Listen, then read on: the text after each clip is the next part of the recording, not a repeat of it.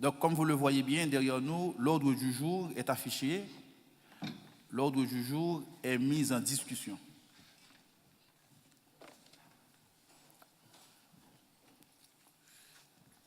Une fois, M. Briat,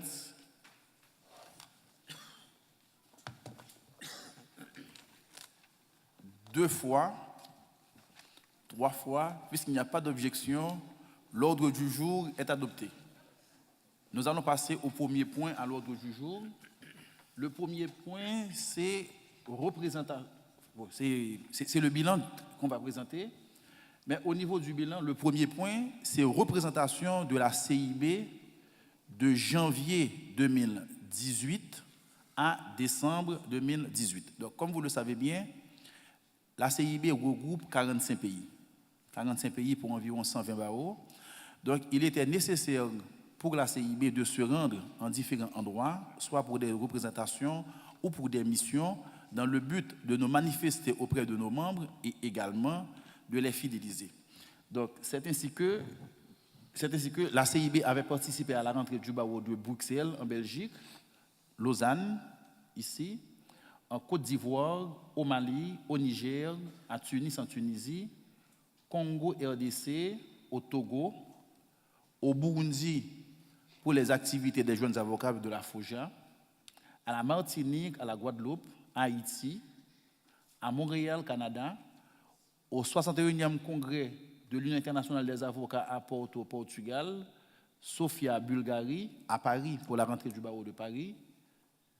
La CIB était également présente aux assises des réseaux institutionnels de l'OIF et également à la rentrée du barreau de Liège. Dans la rubrique de la représentation, la CIB a aussi mené des actions, des missions, disons mieux, à Guinée-Conakry, au Burkina Faso. Et au Burkina Faso, ça concerne précisément notre ami, le bâtonnier Traoré, qui actuellement fait l'objet d'un procès. Donc, il a été nécessaire pour nous, au niveau de la CIB, d'être sur place et de faire une évaluation de la situation. Et à partir de là, la CIB a pu se concerter avec des associations régionales telles que l'UMOA et l'OADA pour des actions concrètes sur le terrain. La CIB également avait conduit une action en Louisiane, parce que pendant très très longtemps, la Louisiane, membre de la CIB, ne participait pas à nos activités. Il y a eu des successions de bâtonniers, donc il a été nécessaire de maintenir ce pôle de communication au niveau de l'Amérique du Nord. Donc c'est ainsi que la mission a été conduite là-bas. Et on vient d'en faire état dans le panel précédent, et la CIB avait organisé les États généraux au mois d'avril au Cameroun. Pour l'instant, ce sont des informations. Quand c'est nécessaire, vous allez participer avec nous. Monsieur Briat, point 2. OK. Point 2, c'est toujours information. Cette année, la CIB a été particulièrement active et c'est ainsi que nous avons enregistré l'adhésion de nouveaux membres. Comme nouveaux membres, nous avons la Fédération des barreaux d'Haïti qui regroupe 18 barreaux, qui est membre associé, le barreau de Saint-Marc, Haïti, le barreau de la Martinique, dans les Caraïbes, en Amérique, le barreau de la Guyane, en Amérique, et le barreau de Goma, Congo, RDC. Donc je vous demande d'applaudir ces barreaux.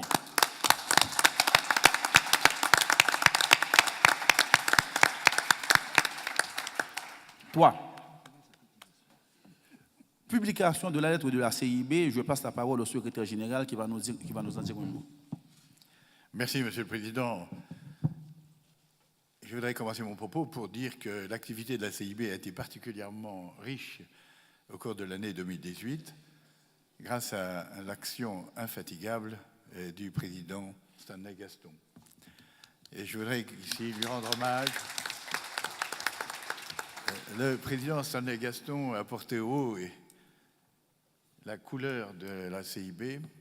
Il est intervenu en tenant des propos qui rappelaient l'importance de notre culture commune, l'importance de notre solidarité, l'importance aussi du rôle de notre histoire, d'une histoire que nous partageons tous.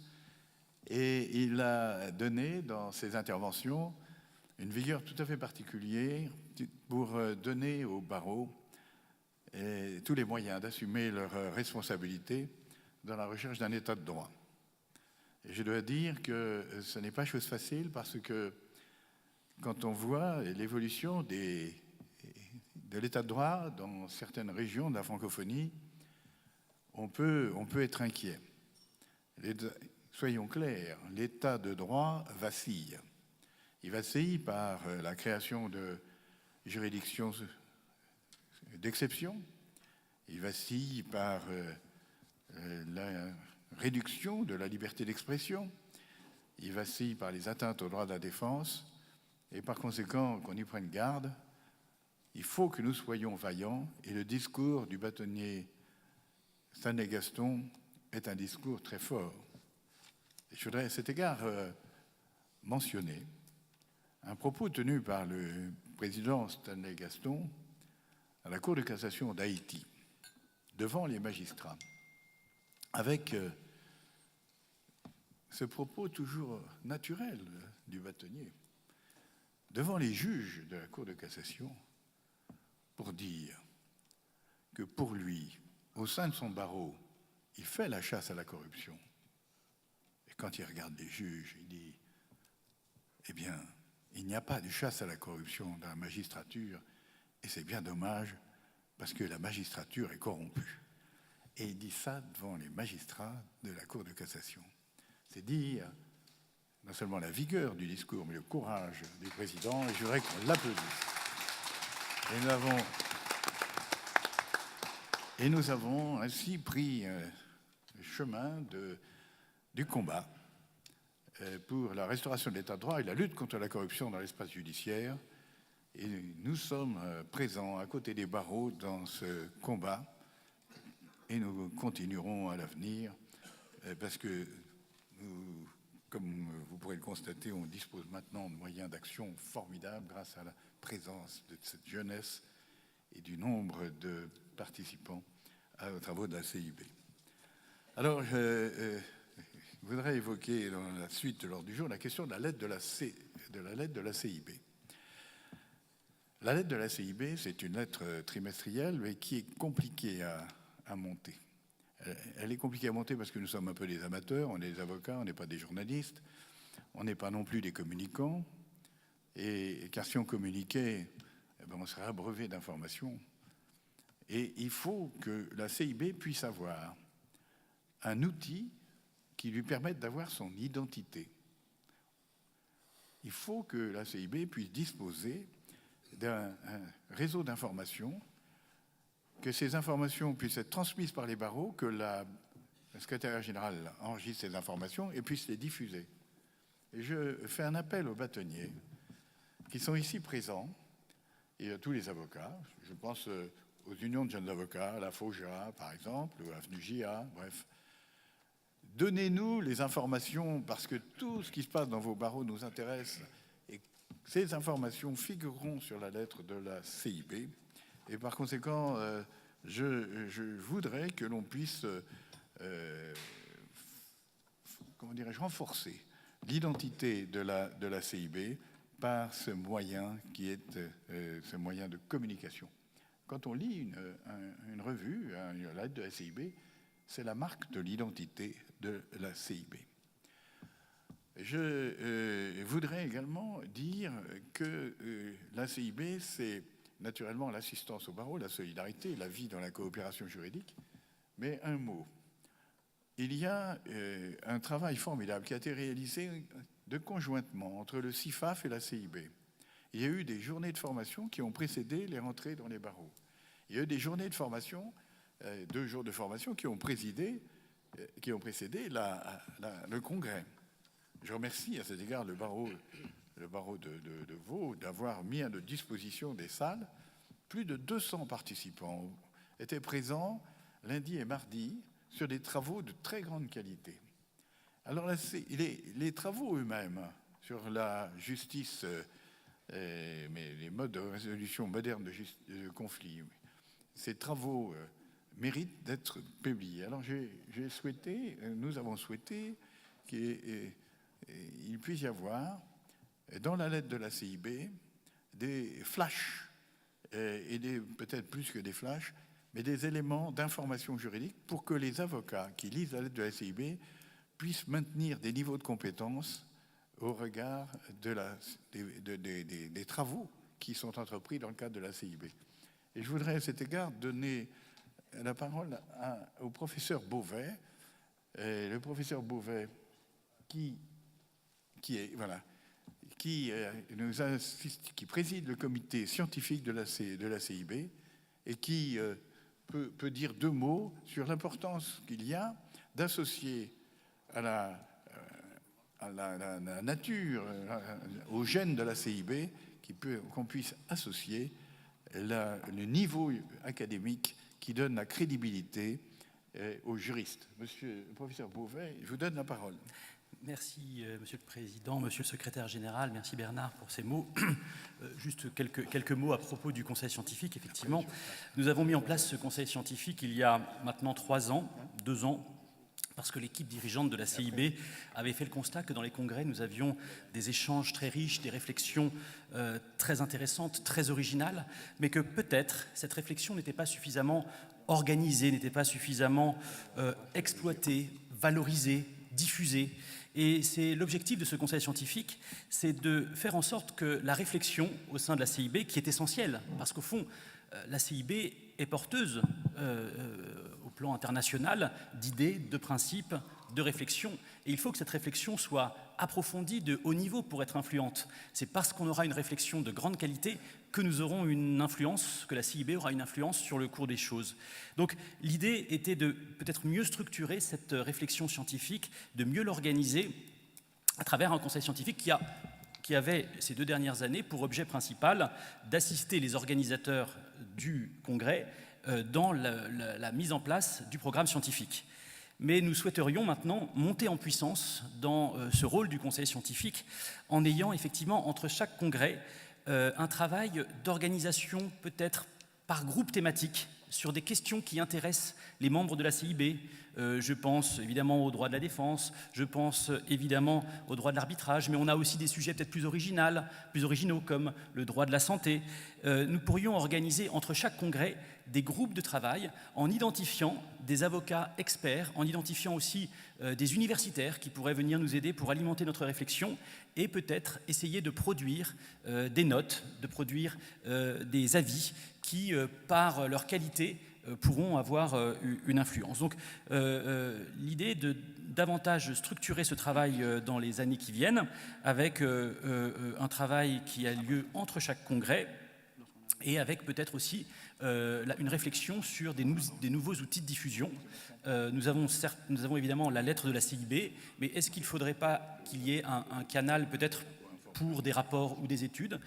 C'est aussi un élément de réflexion. Donc je suis absolument ravi que ce conseil scientifique développe son activité dans les années qui viennent, et je remercie infiniment du soutien de l'équipe dirigeante, du président et du secrétaire général notamment, dans son fonctionnement. Merci.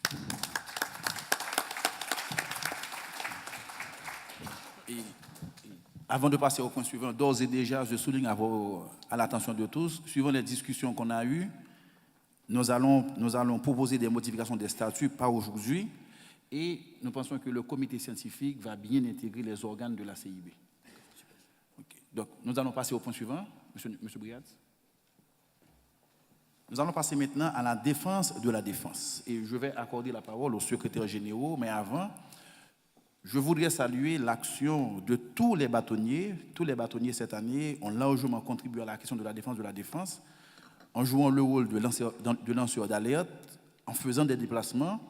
Mais je souhaiterais surtout souligner le rôle qu'a joué Richard Sédio, ainsi que Martin Pradel, qui ont été partout. Et moi, depuis Port-au-Prince, 1h du matin, 2h du matin, je suivais les échanges. Eliel Kaïm participait, et moi, je peux vous dire, il ne se passait une semaine sans qu'il n'y ait des échanges par rapport à un avocat en danger, par rapport à un avocat en difficulté.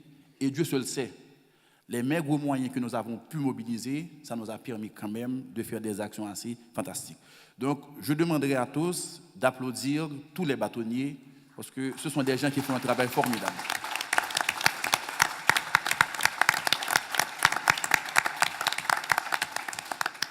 Naturellement, nos secrétaires généraux, ils nous ont préparé un rapport qui sera mis en ligne, que vous pourrez très certainement consulter au moment opportun. Mais quant à présent, afin que vous ayez une idée de ce que nous faisons au niveau du conseil d'administration, je demande à l'un des secrétaires généraux de nous faire un résumé de l'activité qu'on a eue cette année au niveau de la défense. Merci beaucoup, Monsieur le Président. On l'a vu hier, la défense de la défense, tout ce que ce concept intègre, c'est-à-dire en réalité la réaction à toutes les violations des droits fondamentaux, tout cela est au cœur de l'action de la CIB. Et dans cette mesure-là, lors du conseil d'administration qui s'est tenu à Paris à la fin du mois de mai 2018, il a été décidé de constituer une commission défense de la défense, animée par les 2 secrétaires généraux adjoints, donc on a mis le bâtonnier Alioune Badarafal et moi-même. Et dans cette commission font partie le bâtonnier Luc Adjé, Martin Pradel, Richard Sédillo, Rachid Ouali du barreau d'Alger, et bien sûr tous ceux qui, dans une situation spécifique, ont des informations et nous assistent, en font de facto partie aussi. Et donc cette commission défense de la défense se met au travail et travaille en particulier sur les alertes qui nous sont données.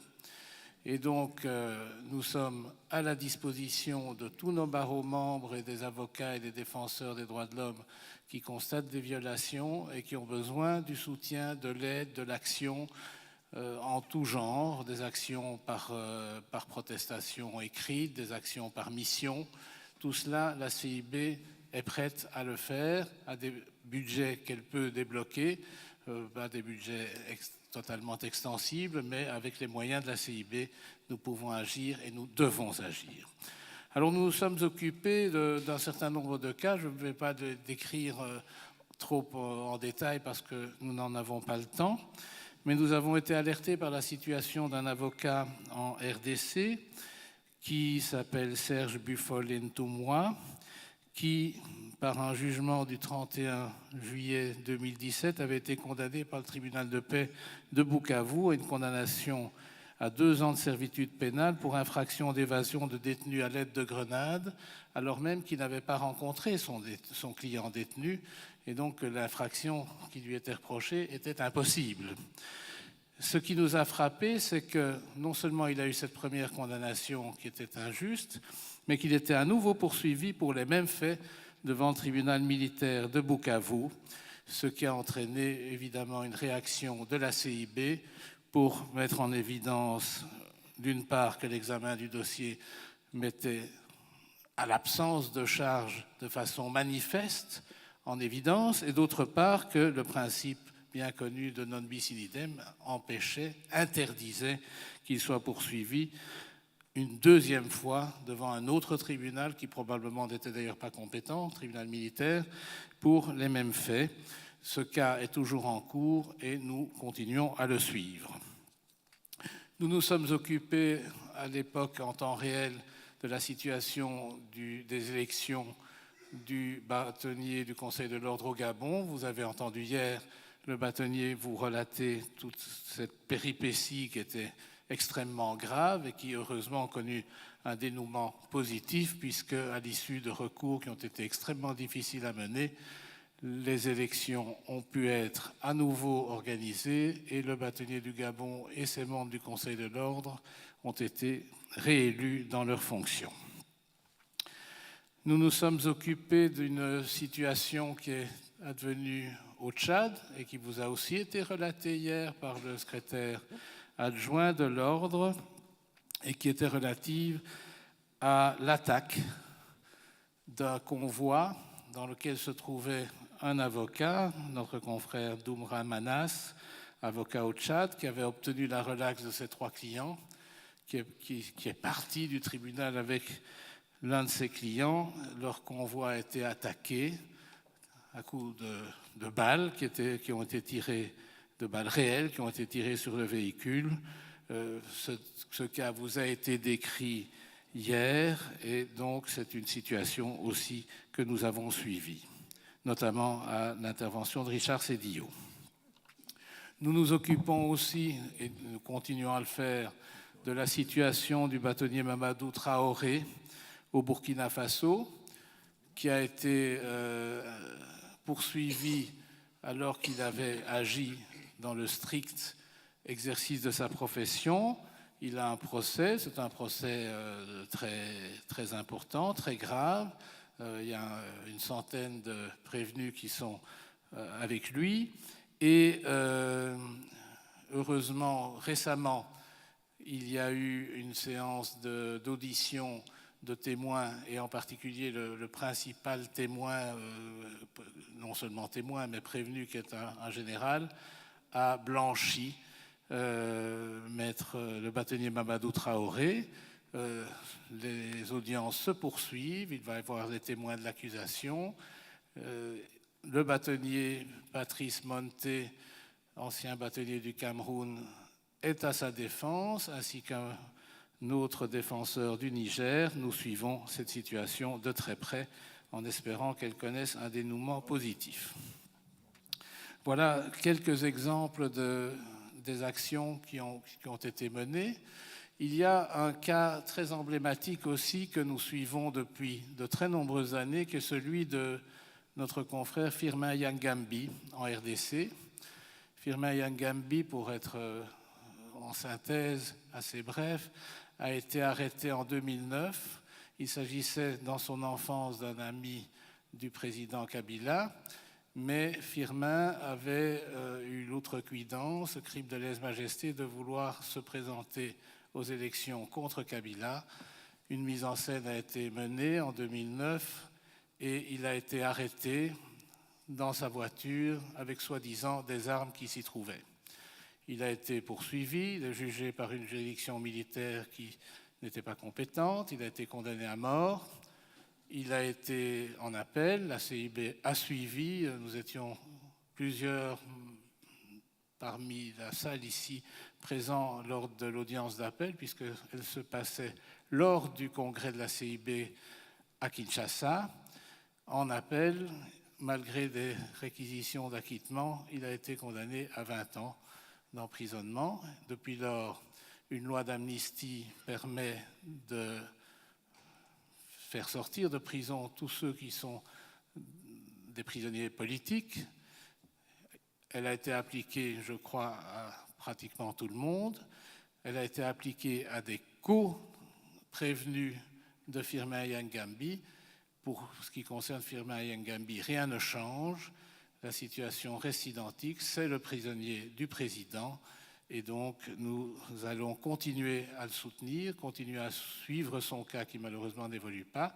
Et nous vous proposerons, pour Firmin Yangambi, une résolution qui est dans le même sens et quasiment dans les mêmes termes que les résolutions que nous avons déjà prises au 28e, 29e et 30e congrès.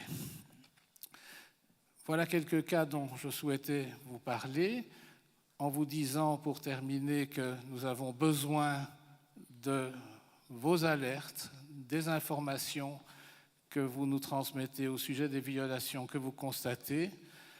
Lydienne Eyoun hier vous a tellement bien dit que rien n'est pire pour ceux qui sont victimes de violations, d'intimidations, de menaces, d'emprisonnement, que l'isolement, que le fait de ne pas parler. Nous devons non seulement parler, mais crier notre indignation, crier notre défense et crier notre besoin de rétablissement des droits. Donc la défense de la CIB sera au service de toutes ces victimes, pour autant bien sûr que nous ayons les informations. Merci beaucoup. Nous remercions le bâtonnier Yves Kochenski, secrétaire général adjoint. Slide suivant. À présent, nous allons vous informer des conseils d'administration qui ont été tenus au cours de cette année. Donc pour nous, à la CIB, depuis quelque temps,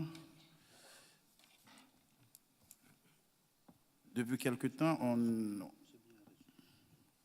ne se rencontrait pas trop souvent à cause de la distance et autres pour parler de questions importantes. Mais cette année, de concert avec le secrétariat général, nous avons mis au point une stratégie, une méthodologie qui nous a permis la réalisation de 3 conseils d'administration. Monsieur le secrétaire général, vous avez la parole. Merci, Monsieur le Président. Oui, effectivement, nous avons retenu les conseils d'administration depuis notre dernier congrès à Paris en mai 2018, à Kinshasa en juillet 2018 et à la veille de notre congrès ici à Lausanne. Ce sont des conseils d'administration qui sont ouverts parce qu'il y avait une transparence dans la réflexion des administrateurs et on a pris un certain nombre d'orientations. Je voudrais évoquer les dernières orientations qui ont été prises par le conseil d'administration. Celles-ci ont porté sur la constatation de la modification très sensible de la CIB depuis Kigali, le décès de Mario Sasi en 2013, à aujourd'hui. La CIB a pris une dimension nouvelle dans la mesure où aujourd'hui, les congrès, c'est 1000 avocats, 1200 avocats à Yaoundé, et la CIB est devenue une très grosse machine, toute proportion gardée naturellement. Le conseil d'administration a constaté la nécessité d'étoffer la structure de gestion au jour le jour de la CIB et a désigné un délégué exécutif. Et le choix de ce délégué exécutif, fait par le conseil d'administration, a porté sur la personne de Delphine Jaffar.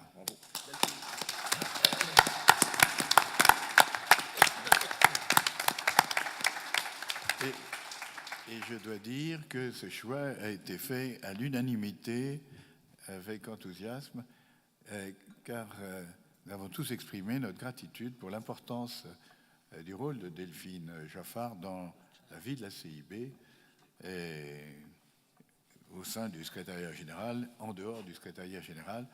Et vous avez pu constater quels étaient les talents de Delphine Jaffar à l'occasion du concours d'oratoire de ce matin.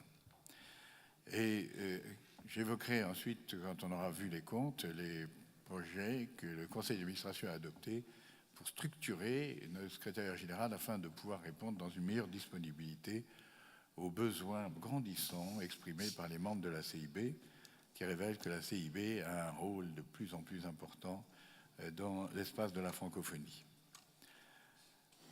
Ce qui me permet, Monsieur le Président, si vous le voulez bien, de passer peut-être au point numéro 6. Le point numéro 6, Monsieur Briat, c'est le point suivant, parce que voilà. Alors, si vous m'autorisez, Monsieur le Président, à évoquer les orientations données par le Conseil d'administration sur la promesse qui a été faite aux jeunes avocats de pouvoir associer les jeunes avocats à la vie de la CIB. Et il y avait des revendications qui avaient été exprimées, tout à fait légitimes, et que la CIB a entendues. Nous avons proposé que les jeunes puissent être présents dans le conseil d'administration. En fait, je reconnais que je n'ai pas porté une attention tout à fait particulière sur un plan formel, dans la mesure où nos conseils d'administration qui sont tenus ont tous été publics, transparents, et tous les bâtonniers, tous ceux qui le souhaitaient, participaient à nos conseils d'administration. Mais il est apparu utile de pouvoir confirmer qu'au sein du conseil d'administration, il y aurait, dans l'attente de la modification des statuts, une intégration de représentants du jeune barreau de l'espace francophone. Et le conseil d'administration a souhaité qu'il y ait une représentation double d'un avocat jeune et d'une avocate jeune. Car nous pensons aussi qu'il faut maintenir une parité. Donc nous souhaitons que les jeunes avocats définissent eux-mêmes leurs représentants pour le prochain conseil d'administration qui se tiendra à Marrakech au mois de mars prochain.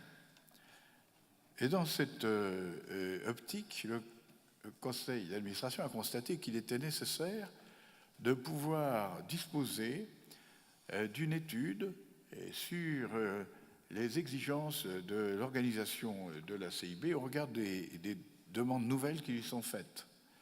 Et le conseil d'administration a souhaité qu'il puisse y avoir un document de réflexion sur lequel nous pourrons tous travailler sur le mode d'organisation de la CIB par rapport aux enjeux auxquels on est aujourd'hui confrontés, par rapport aux effectifs auxquels nous sommes aujourd'hui confrontés. Et le conseil d'administration, dans sa sagesse, a estimé, et je dois dire que je ne critique pas du tout cette proposition, au contraire, elle est très bien, il a estimé que les meilleurs, pour pouvoir évaluer le mode d'organisation de la CIB, et ce serait nos deux présidents sortants, le président Jackson Nguekama qui par là, il doit arriver, et le président Stanley Gaston, qui ne sera plus président à l'issue de ce congrès. Et par conséquent, ils ont vu tous les deux comment vivait la CIB. Ils pourront nous proposer un rapport pour élaborer des propositions de modification statutaire. Et nous examinons ces propositions dans un colloque, dans un conseil d'administration qui se tiendra à Marrakech. Il se tiendra à Marrakech sur l'invitation du barreau de Marrakech. La date reste à fixer, car la date était encore incertaine. J'avais une date, mais qui se révèle inexacte. Donc nous pourrons avoir une réunion de travail intermédiaire. Et au cours de cette réunion intermédiaire, je souhaite que les jeunes barreaux, les représentants du jeune barreau, puissent y prendre part. Et permettez-moi d'ajouter un élément important en ce qui concerne le conseil d'administration actuel. Dans la forme qui a été retenue lorsque nous avons repris les statuts, il y avait un conseil d'administration qui était composé de représentants de l'hémisphère nord, de représentants de l'hémisphère sud. Et parmi les représentants de l'hémisphère nord, il y avait des représentants du Québec et des représentants de l'Europe. Le Québec a été représenté par Denis Paradis, qui est avocat, ancien bâtonnier, ancien ministre des Relations de la francophonie au Canada.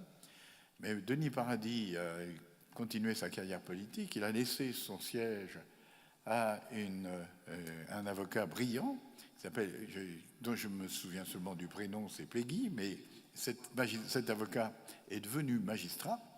Et le siège qui était celui occupé par les représentants du barreau du Québec est vide. On l'a dit, interpellé le bâtonnier du Québec, qui s'appelle Grondin, mais attention, un Grondin peut en cacher un autre. Henri Grondin, qui est là, était bâtonnier du Québec, mais il a un successeur qui s'appelle Grondin aujourd'hui. Et le successeur, président du barreau du Québec, a proposé que Madame Sophia Rossi-Lantier, qui est là, puisse être présente. Alors elle est arrivée. Elle est arrivée de loin, mais avec un jour de retard. C'est-à-dire que le conseil d'administration n'a pas pu la coopter dans le mandat de son prédécesseur. Je propose, et je ne vous en ai pas parlé, Monsieur le Président, mais je propose que l'Assemblée décide de la nommer administrateur pour une durée d'1 an, puisque tous les mandats seront rebattus à l'occasion de notre congrès de N'Djamena. Si vous en êtes d'accord, nous pouvons la nommer par applaudissement. Et je me permets quand même d'insister sur un point qui est très important, c'est que la CIB, elle vit avec une coopération de toutes les contrées, tous les pays francophones. Et je souhaite qu'elle soit présente les jeunes et les moins jeunes du barreau du Québec à notre prochain congrès. Je souhaite également que le barreau de Beyrouth soit présent. Il viendra. Il puisse y avoir toutes les composantes de ce que Léopold Senghor appelait la francité. Voilà, Monsieur le Président, ce que j'avais à dire au niveau du Conseil d'administration. Ok, merci, Monsieur le Secrétaire général. Nous passons à présent au point 9 de l'ordre du jour, c'est activité des barreaux membres, année 2019. Les barreaux membres de la CIB sont invités à nous informer de ce qu'ils prévoient organiser au cours de l'année 2019. Parce que la CIB doit faire des actions de représentation. Les liens d'amitié et de solidarité entre nous l'exigent. Nous devons faire des déplacements pour participer à nos différents événements. Mais des fois, c'est très compliqué lorsqu'on ne sait pas à temps, lorsque ce n'est qu'une semaine à l'avance qu'on reçoit l'information. Par exemple, pour nous qui venons des Caraïbes, à 8 heures, 10 heures de vol de l'Europe, maintenant organiser un déplacement, même pour ceux qui sont en Europe et qui doivent se rendre en Afrique, ce n'est pas toujours évident. D'autant que nous sommes des professionnels, planifier ces déplacements, cela demande du temps et cela demande de l'argent, ça demande des moyens conséquents. Donc c'est le moment de le faire. S'il y a des barreaux qui prévoient organiser des événements au cours de l'année 2019, il est temps de le faire. Moi, je me jette à l'eau. Pour le barreau de Port-au-Prince, en 2019, nous ferons coïncider notre fête annuelle, la fête des avocats qui est la Saint-Yves, que nous célébrons toujours le 19 mai. Cette année, nous la ferons coïncider avec un séminaire de l'Union internationale des avocats sur les crimes transnationaux. Et pour cette année, nous allons passer 4 jours au bord de la mer. Ça va être magnifique, ça va être merveilleux, ça va être paradisiaque. Et ce qui a été retenu, on le fera en tenue décontractée. Donc laissez tout ce que vous avez, vos vestes, tout et tout. Venez en t-shirt, en jeans, venez vous amuser. Et moi, je me bats avec le UA. Pour avoir un programme qui va joindre l'utile à l'agréable. En même temps que nous allons apprendre, dans le même temps, nous allons vraiment nous bercer au soleil, nous amuser, profiter de tout et de tout. Donc, l'invitation est lancée. Pour l'événement, c'est du 16 au 20 mai. Donc, vous êtes tous conviés. Et la bonne nouvelle, pour la très très bonne nouvelle, nous avons négocié avec un resort qui est le Decamonde et les prix qui ont été négociés, ce sont des prix qu'on ne peut pas trouver ailleurs pendant cette période de l'année. Maintenant, si vous êtes en chambre double, vous allez payer uniquement $69 pour la nuitée en tout inclus. Boissons alcoolisées, golf, tennis, volleyball, football, tout ce que vous voulez. Maintenant, si vous êtes en chambre individuelle, c'est seulement $110. Maintenant, vous comprendrez bien, ceux qui ont des compagnons, des compagnes, maintenant, venez, on vous attend. Donc, je sais aussi qu'il y a le barreau du Sénégal qui organise un événement au cours du mois de janvier. OK. Donc, chaque barreau a 1 minute pour nous informer de ce qu'il entend faire cette année. Et après, il nous confirme pour la lettre de la CIB. 1 minute.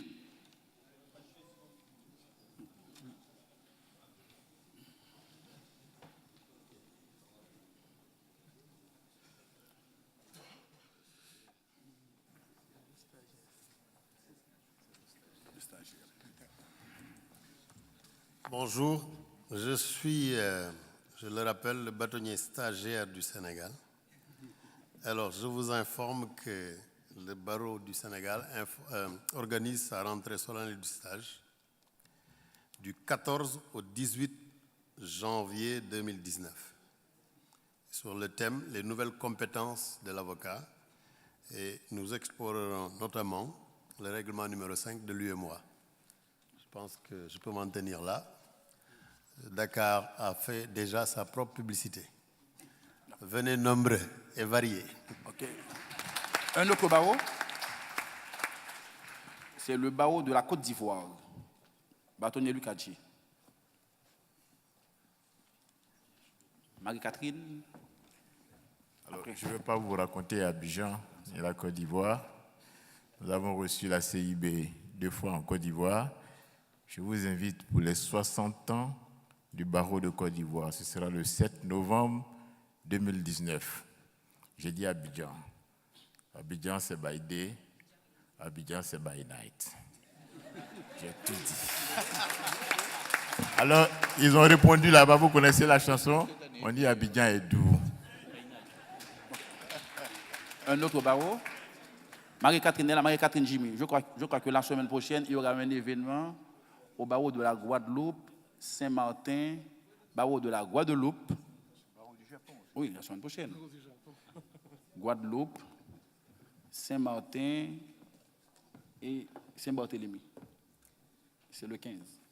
Effectivement, bonsoir chers confrères. Effectivement, le 15 décembre, nous fêterons en Guadeloupe la passation du bâton. Donc, vous êtes conviés à cet événement. Et comme on me donne la parole, j'en dirai un peu plus. C'est-à-dire que le barreau de Guadeloupe, Saint-Martin et Saint-Barthélemy prévoit d'organiser une conférence internationale sur le thème de l'OADAC et de l'OADA. Ça sera prévu pour juin 2019, mais pour l'instant les dates n'ont pas encore été fixées définitivement. Donc je vous en parle pour que vous puissiez déjà prévoir en juin de faire ce magnifique voyage sur mon île. Et nous vous y attendons avec grande impatience. Je vous donnerai la date qui sera fixée. Voilà. Le barreau de la Bulgarie.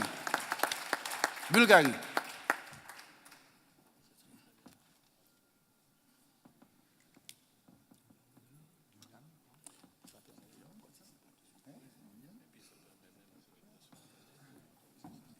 Chers confrères, chers amis, je suis très heureux d'être ici parmi vous au 33e congrès de la CIB.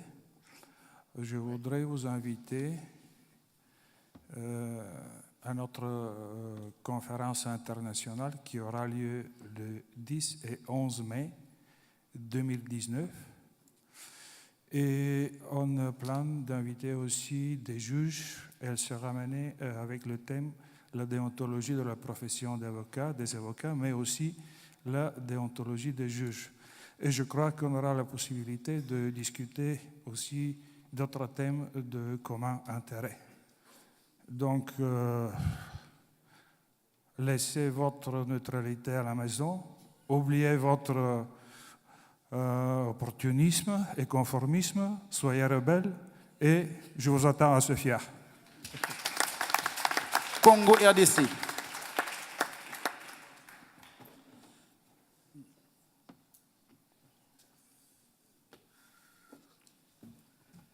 Chers amis, nous nous réunissons généralement au mois de juillet, exactement le 10 juillet de chaque année pour fêter la profession d'avocat en République démocratique du Congo.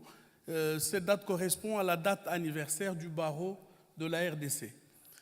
Nous n'avons pas de détails sur le programme, mais d'ores et déjà, nous invitons l'ensemble des confrères, les amis, à être des nôtres au mois de juillet 2019.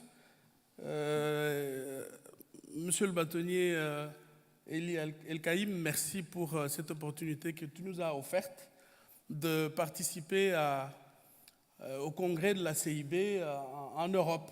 C'est ma première fois de me rendre à un congrès ici en Europe. Un congrès de la CIB est très réussi. Merci. Le barreau du Cameroun.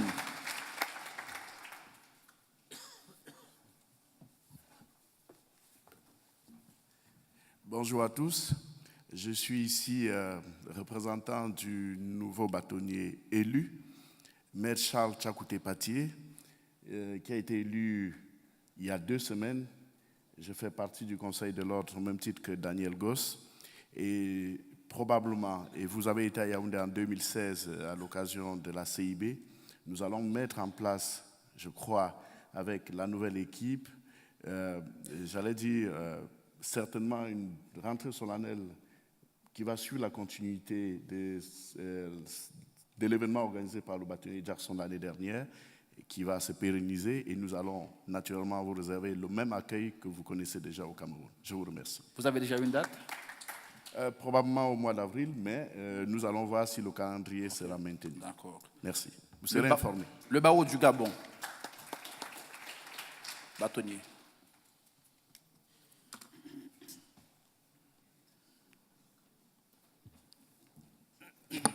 Merci, chers confrères, Monsieur le Président.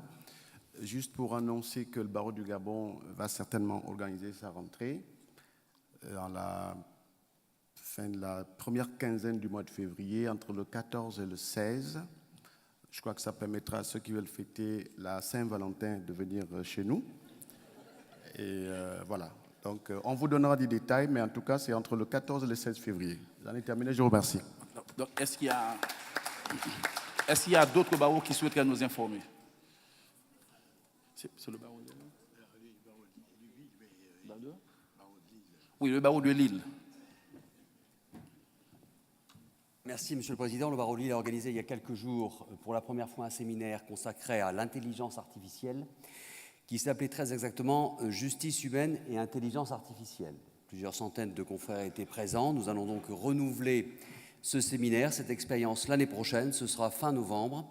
L'intelligence artificielle, ce sont des opportunités formidables, mais aussi beaucoup d'interrogations, beaucoup de craintes, et puis des évolutions déontologiques qu'il va bien falloir faire pratiquer dans chacun de nos barreaux. Donc je propose d'associer les barreaux de la CIB à ce séminaire qui aura lieu fin novembre 2019. Et je vous remercie, Monsieur le Secrétaire général, d'avoir rappelé tout à l'heure que tous ces événements auront encore plus d'écho si vous faites, bien sûr, monter l'information auprès de Delphine en particulier pour une publication dans la lettre d'information de la CIB, aussi bien avant l'événement, pour le rappeler et le rappeler encore, qu'après, avec témoignages et photos, s'il vous plaît. Merci beaucoup.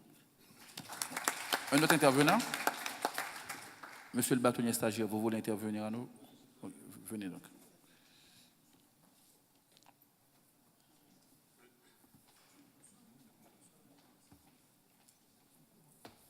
En fait, je m'excuse de devoir reprendre la parole. En fait, il y a une chose dont je voulais vous entretenir. C'est vrai que là, maintenant, nous parlons de choses qui vont se passer l'année prochaine. Mais je voulais revenir sur le cas de Jacques-Albert Faye, n'est-ce pas, ce jeune avocat du Sénégal qui n'a pas pu prendre... Non, on pourra faire ça au moment des... Il y a une rubrique question d'intérêt général. Maintenant, si même on n'a pas été abordé, on en reviendra à la question d'intérêt général. Donc, je peux revenir pour reparler de ça. Oui, au moment opportun. Parce que j'ai besoin d'expliquer. Au moment opportun, vous allez le faire. Je vous remercie. OK. Pour le moment, il n'y a pas d'autres barreaux qui souhaiteraient... Okay. Barreau de Goma et ensuite barreau du Niger. Et barreau de Pointe-Noire après. Mais c'est vraiment une minute. C'est seulement pour une annonce. C'est une annonce, c'est pour que la date soit retenue. Une annonce. Merci, Monsieur le Président. Notre barreau, qui est le dernier à pouvoir adhérer à la CIB, comme il vous a été annoncé ce matin, c'est un jeune barreau, parmi les barreaux de la RDC, et il va devoir fêter ses 30 ans d'anniversaire au courant de cette année. Comme le bâtonnier de la Gombe, Kinshasa Gombe, vous l'a dit, nous comptons proposer au bâtonnier national que la journée des barreaux soit cette année fêtée à Goma. Et donc, pour ceux qui ne connaissent pas Goma, c'est une petite ville très attrayante, bâtie au pied du mont Goma et entourée du lac Kivu. Nous vous offrirons une randonnée sur le lac et c'est très merveilleux pour ceux qui n'ont jamais été. Et je vous informe que la ville est aussi au pied d'un volcan, d'un des géants volcans du monde, le volcan Nyiragongo.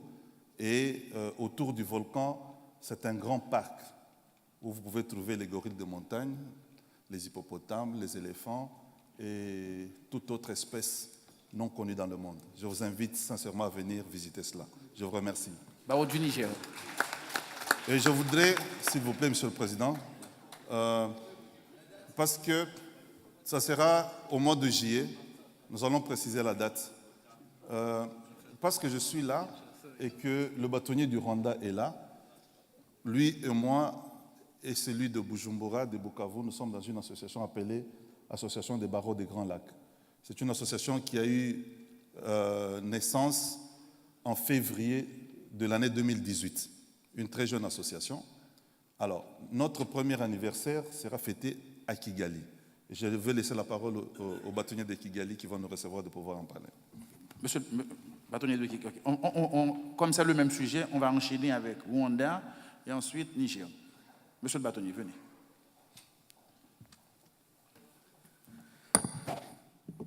Merci, Monsieur le Président. C'est une invitation pour le mois de février, donc à Kigali. On prévoit ça autour du 16 février, mais les dates seront précisées. On sera honorés et ce sera un plaisir de vous accueillir tous à Kigali à cette occasion-là pour réunir avec les barreaux de Bukavu, de Goma, de nos amis de Kinshasa, parce que tous les barreaux sont membres de Goma au 17 barreaux du Congo et aussi à Bujumbura. Donc Kigali, vous serez les bienvenus au mois de février. On a aussi une réunion pour le barreau de Kigali sur la déontologie, et ça c'est au mois de mars. Donc on va vous préciser ça à travers Delphine pour pouvoir remonter l'information. On vous remercie, Monsieur le Président. Le Niger, barreau du Niger.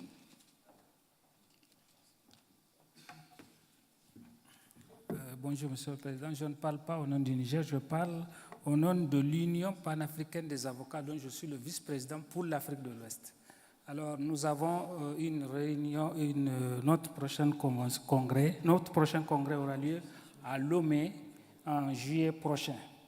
Et ça regroupe tous les avocats de l'Afrique, aussi bien de l'Ouest, de l'Est, du Nord, du Sud, etc. Maintenant, si le bâtonnier du Togo est là, le bâtonnier du Togo, nous avons, et je veux parler au nom des barreaux de l'espace UEMOA, nous avons le congrès de la conférence des barreaux de l'espace UEMOA en octobre, fin septembre, début octobre 2019, également à Lomé. Je vous remercie. À Lomé? Oui, à Lomé. Est-ce qu'il y a un autre barreau? Naturellement, si pour le présent moment d'information... Ok, barreau de... Oui, vous avez la parole. Oui, Madame Sylvie Mouniaquette, de Pointe-Noire, Congo-Brazzaville. Le barreau de Pointe-Noire saisit cette occasion pour contrarier un peu le barreau de Haïti, parce que le 16 mai, nous comptons organiser une journée de réflexion pour dénoncer les exactions policières dans notre pays. Nous allons y associer les magistrats, la police elle-même et puis les avocats. Et de plus en plus, nous vivons dans nos deux villes des exactions policières et nous, les avocats, donc, devons les dénoncer.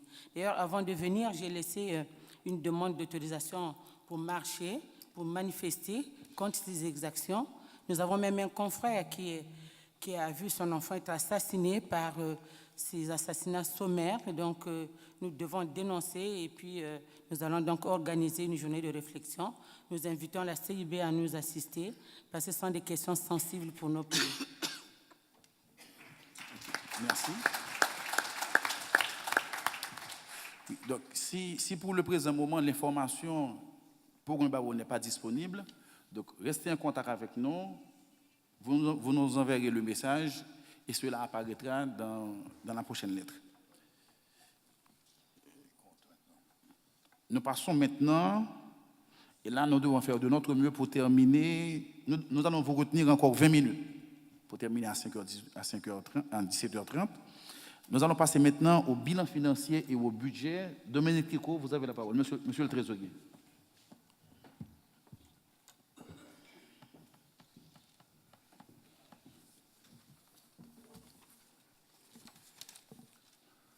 Monsieur le Président, Messieurs les secrétaires généraux, Mesdames et Messieurs les bâtonniers, chers contribuables de la CIB, permettez à votre trésorier, en commençant, de vous donner une bonne nouvelle, deux bonnes nouvelles, une mauvaise nouvelle, et de vous exprimer des remerciements. Les bonnes nouvelles, c'est que je peux vous annoncer que jamais dans l'histoire de la CIB, autant de barreaux n'en ont été membres.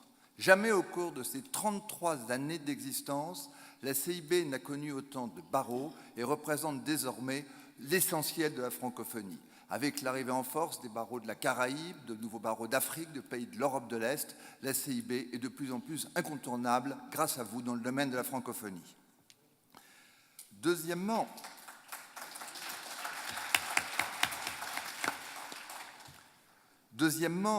et grâce au bâtonnier qui est capable d'arrêter la pluie, ce congrès est dans l'histoire de la CIB le congrès qui, en Europe, a réuni le plus grand nombre de membres. Et je crois que nous pouvons rendre un très grand hommage au barreau et à son bâtonnier.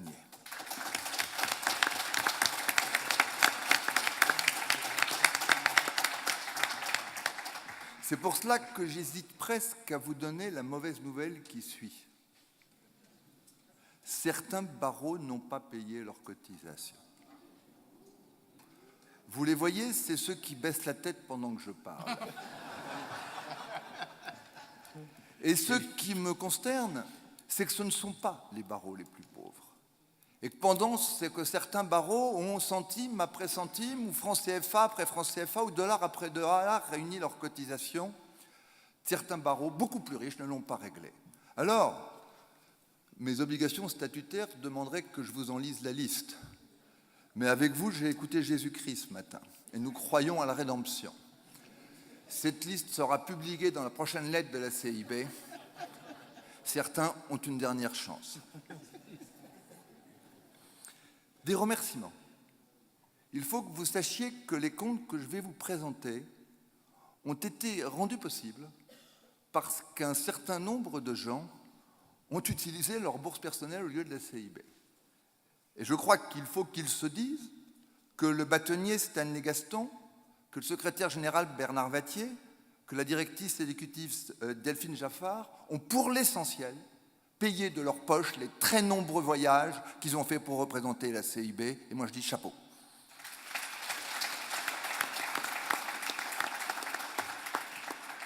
Et je dis doublement chapeau au cabinet Vattier qui, depuis longtemps maintenant, accueille gratuitement la CIB, lui fournit un bureau, un téléphone, un ordinateur, un affranchissement du café, et qu'il a fallu toute l'énergie de quelqu'un que je vais vous présenter dans une seconde pour qu'ils acceptent au moins, et pour le futur, un défraiement. Merci ce cabinet Vattier. Et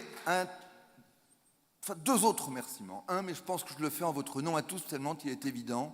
Je crois que nous ne pouvons pas ne pas remercier très fortement l'Organisation internationale de la francophonie qui, depuis 3 ans, soutient la CIB avec autant de force et de chaleur.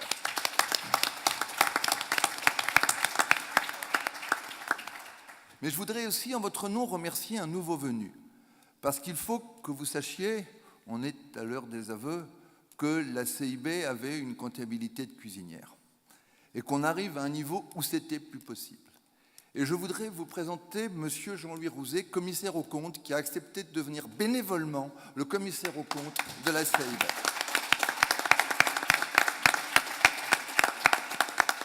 Et pour la première fois en 33 ans, nous pouvons vous présenter des comptes exacts, avec une balance, un bilan, enfin toutes sortes de choses absolument somptueuses qui sont à la disposition de tous dans le gros classeur dont vous parlera Monsieur le commissaire aux comptes. Alors, entrons dans le vif du sujet, parce qu'on n'a pas beaucoup de temps.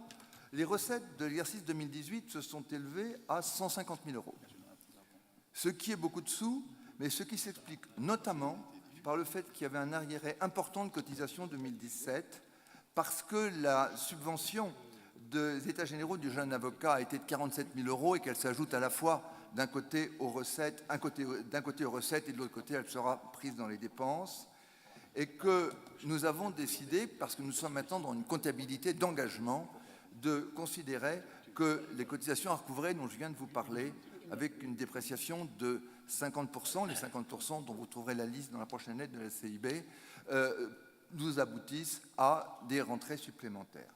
Les charges, en revanche, n'ont été cette année que de 88 000 €. Je vous les résume. Permanent et frais de structure, 16 200 €. Les frais de mission de l'exercice, 11 000 €. La lettre de la CIB, 410 €. Les congrès, ça veut dire essentiellement les états généraux du jeune avocat, 48 467 €, qui se balancent à peu près avec la recette équivalence. Les dépenses liées au conseil d'administration, 1 523 €. Concours d'art oratoire, 7 500 €. Et des petites sommes dont je vous dispense. Alors tout cela, comme nous sommes dans une comptabilité d'engagement, j'ai encore du mal à le prononcer, veut dire que nous avons des cotisations à recevoir et encore quelques sommes à payer. Avant de vous parler du budget prévisionnel, j'ajouterai 2 choses peut-être importantes. La première, c'est que si cet exercice est aussi bénéficiaire, c'est parce que soit un exercice a été auto-amorti, c'est le cas des États généraux des jeunes avocats, soit un certain nombre d'événements pour lesquels nous avions provisionné 50 000 € ont été reportés. Qu'il s'agisse d'un colloque en Tunisie, dont on devrait, IMED, annoncer prochainement la date, d'un colloque à Sofia, du conseil d'administration à Marrakech, tout cela va entrer. Nous avions prévu un certain nombre de frais qui n'ont pas eu à être dépensés. Deuxièmement, il faut dire aussi que l'absence de frais de structure jusqu'à cette année nous faisait faire de sensibles économies. L'idée, c'est de se dire que maintenant on a des sous, je vous en donnerai le détail à la fin, comme une sorte de petit cadeau final, ça va être de professionnaliser la structure. Il faut que vous sachiez que cette année, nous avions un permanent que nous payions comme un lance-pierre, malgré le travail formidable qu'il a fait. Et je trouve que s'il y en a un ici qui mérite une standing ovation, c'est M. Nicolas Briat. Monsieur Nicolas Briat, levez-vous.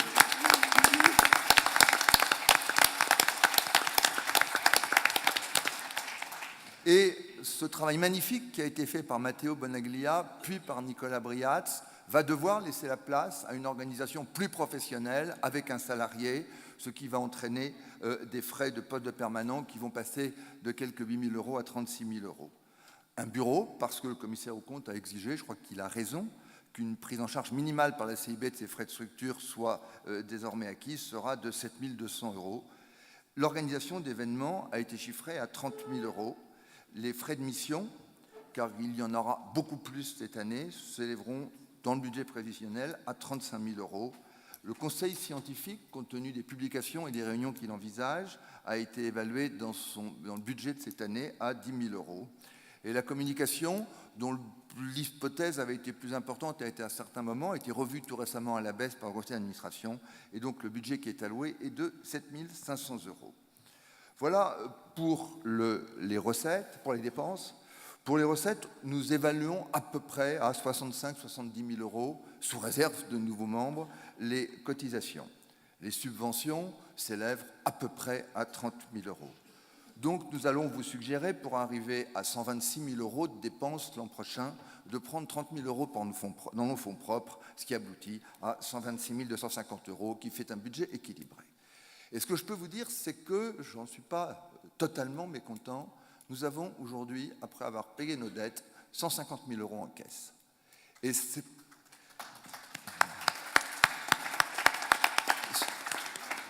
pas grâce à moi, c'est grâce à vous, c'est grâce à tous ceux qui m'ont envoyé 15 rappels pour des dettes que je n'ai pas payées, et tous ceux que j'ai pourchassés jusque dans leur condominium, leur case, leur appartement ou leur hôtel particulier pour qu'ils payent des cotisations. Donc c'est votre argent et c'est grâce à vous. Et si on a 150 000 €, c'est parce que la CIB, quand j'ai pris la trésorerie il y a 4 ans, il y avait 2 584 € en caisse. Et si on a réussi à tout cela, c'est parce que la CIB est montée en puissance en s'imposant une diète totale par rapport à ses frais. Il faut donc que les choses évoluent, et on peut dire que si on admet de garder une réserve de 50 000 €, parce qu'il peut toujours y avoir une catastrophe, un accident au cours d'un congrès, on se trouverait avec une affectation sur notre réserve de 30 000 € par an sur 3 ans. Ce qui veut dire que dans 3 ans, il faudra qu'on soit monté à un autre braquet et que reconstitue une nouvelle réserve. Je vous remercie.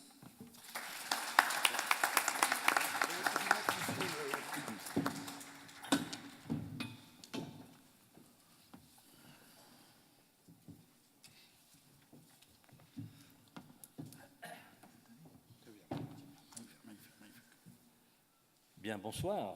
Donc, je m'appelle Jean-Louis Rouzet. Je remercie le conseil d'administration de m'avoir fait confiance pour sortir les comptes ou authentifier les comptes. Je voudrais d'abord faire une remarque parce que je suis chargé aussi de vérifier les chiffres. Et j'ai vu tout à l'heure que sur le slide, on parlait d'un congrès à Marrakech en 2018, ce sera 2019. Pourquoi moi, en fait? Pourquoi j'ai été choisi? Bon, il y a peut-être aussi le hasard et un certain nombre de connaissances. Mais en fait, j'ai passé toute ma vie en fait, entre le droit et le chiffre, parce qu'après avoir passé une licence, j'ai été lauréat au Panthéon de l'école de droit des affaires de Paris, je veux dire, ce qui me permettait en fait de poser ma plaque de conseil juridique, ce que je n'ai pas fait, j'ai continué l'expertise comptable. Et toute ma vie en fait, professionnelle, j'ai expliqué en fait à mes confrères et à vos confrères que de travailler ensemble, c'était certainement beaucoup plus positif que de se faire la guerre. Et Dieu sait si, effectivement, il y a 10 ou 12 ans, nos professions étaient quand même un peu en antagonisme, un peu ridicule. Donc, est-ce que j'ai eu raison ou pas de continuer dans l'expertise comptable? J'en sais rien, en fait. J'en sais rien, et j'ai, il y a une dizaine d'années, lu un texte sur le droit collaboratif, et ça m'a permis de suivre des cours au Centre de médiation et d'arbitrage de Paris et d'être certifié médiateur. Je suis certifié médiateur, donc ce qui me permet aussi de continuer à travailler avec vous tous. Ce que je voudrais dire, j'ai sur mon bureau là, d'ailleurs, une petite parenthèse, il y a le CMAP, si vous me permettez 2 petites secondes. Non, On sait que c'était fini. C'est pas fini, c'est parce que ça vous concerne et c'est à votre disposition.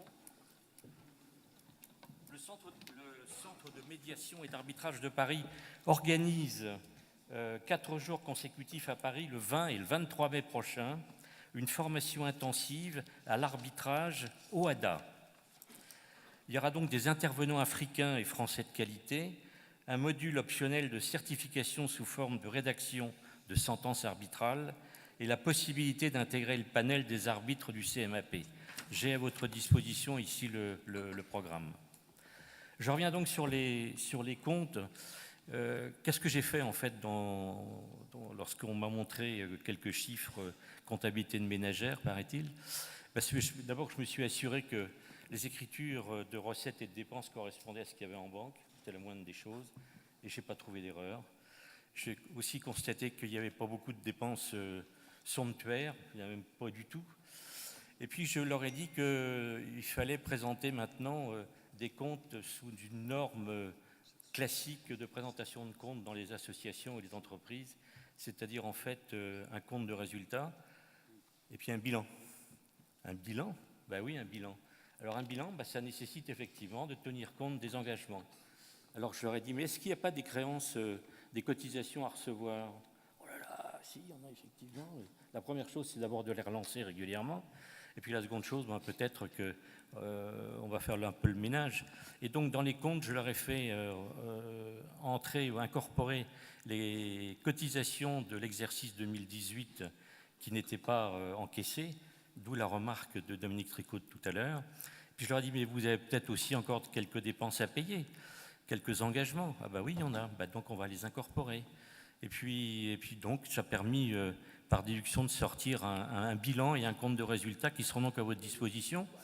Et la seule chose dans la régularité, c'est qu'il manque la comparaison avec l'exercice passé. Parce que ça, effectivement, je n'ai pas réussi, ou je n'ai pas eu le temps, ou je n'ai pas eu envie de le faire, d'essayer de reconvertir les comptes de l'exercice passé. En revanche, l'année prochaine, vous aurez effectivement les comptes avec les exercices passés en comparaison. Je voudrais quand même aussi remarquer que l'exercice social s'arrête le 30 novembre et que les comptes ont été sortis le 1er décembre. Merci. D'accord. Et je m'exprime sous le contrôle du trésorier dans un souci de transparence et de bonne gouvernance.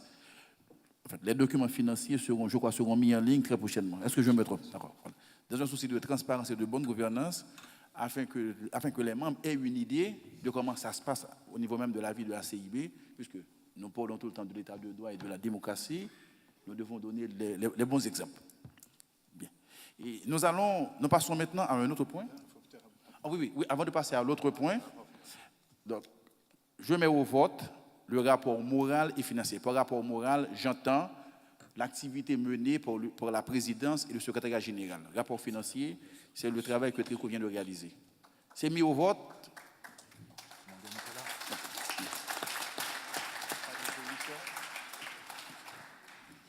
Donc, nous avons obtenu quittance. C'est un miracle. Et un autre point, mais là vraiment, il nous faudra aller vite, mais vraiment vite en besoin. Et moi, je propose la méthodologie suivante. Nous allons passer à la lecture et adoption des résolutions. On lit les résolutions. S'il y a des remarques, on les recueille. S'il n'y en a pas, on les met au vote. OK. Vous avez la parole. Merci beaucoup. Les résolutions dont nous vous proposerons l'adoption cette année sont toutes placées sous la coupole de la résolution dont je vais vous donner d'abord lecture. La Conférence internationale des barreaux de tradition juridique commune, réunie à Lausanne, en Suisse, pour son 33e congrès du 5 au 7 décembre 2018, faisant écho au message qui lui a été délivré le 5 décembre 2018 à l'entame du congrès par Robert Badinter, garde des Sceaux, ministre de la Justice, présent lors de sa création à Paris le 29 novembre 1985, réaffirme que le cœur de son action vise, dans la solidarité de ses membres, la défense de l'indépendance des barreaux, la défense et la promotion des droits de la défense et des règles du procès équitable, la promotion des droits de l'homme, de l'état de droit, des valeurs de justice et de bonne gouvernance. Je vous propose l'adoption de cette résolution.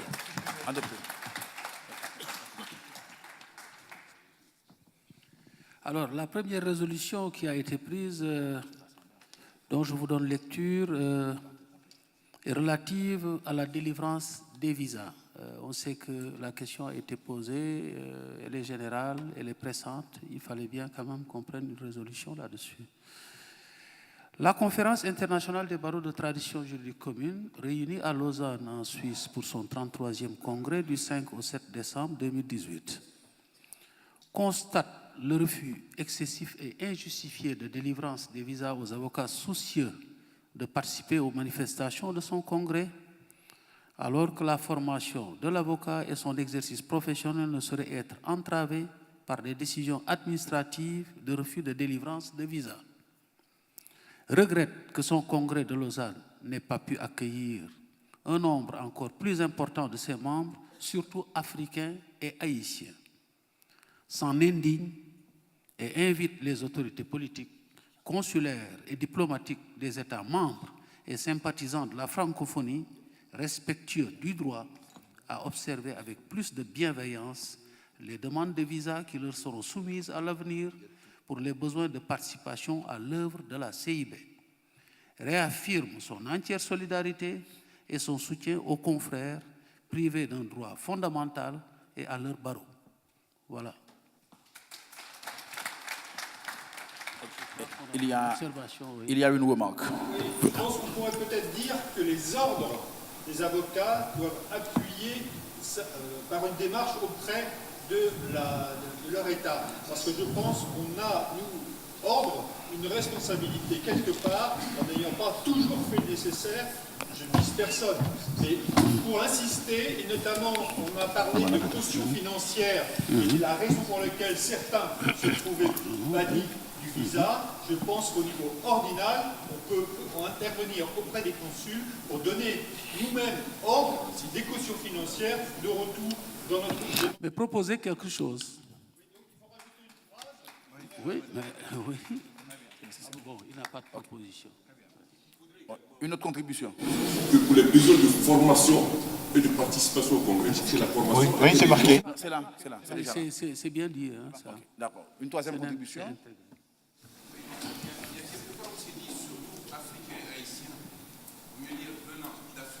Et d'Haïti. Oui. Voilà. Ok, d'accord.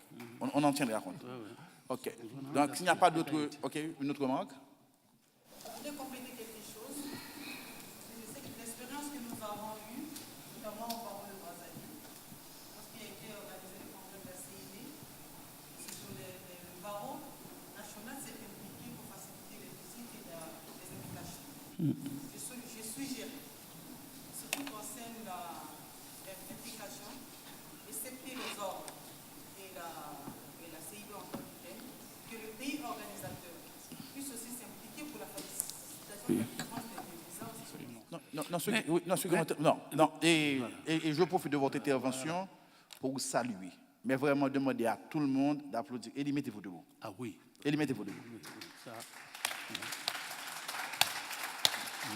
Si nous ne sommes pas plus nombreux à Lausanne, on ne peut rien reprocher à Élie. Élie, comme moi, ne dort pas la nuit.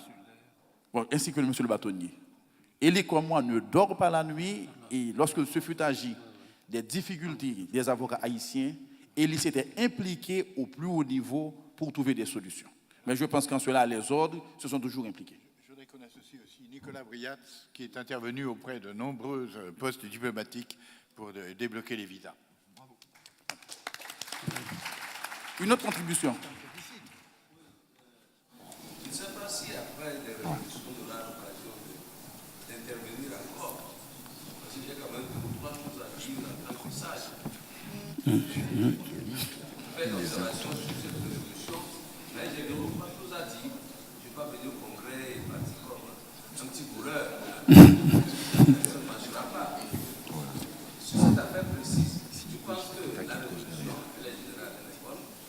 Mais il faudrait que, de 2 manières, le secrétaire général envoie une lettre de protestation à tous les autorités qui ont obligé de donner le visa, accompagnée de la résolution. Une lettre dure pour montrer qu'ils n'ont pas de respect pour la CIB. C'est une bonne chose.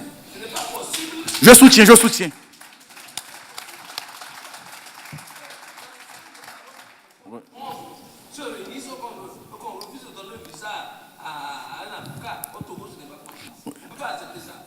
Donc, le secrétaire général doit marquer une autorité et envoyer une lettre assez dure à ces autorités-là en disant que ça, on ne peut pas accepter ça. Plus la résolution pour dénoncer politiquement la situation.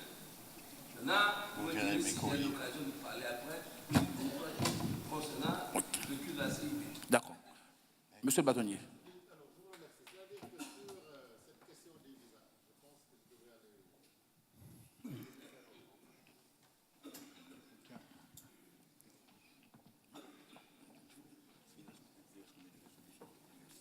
Je ne méconnais pas le fait qu'au cours de son discours d'ouverture, le président Gaston a insisté sur le fait qu'il y avait des visas qui avaient été refusés à des ressortissants d'Haïti et des pays d'Afrique.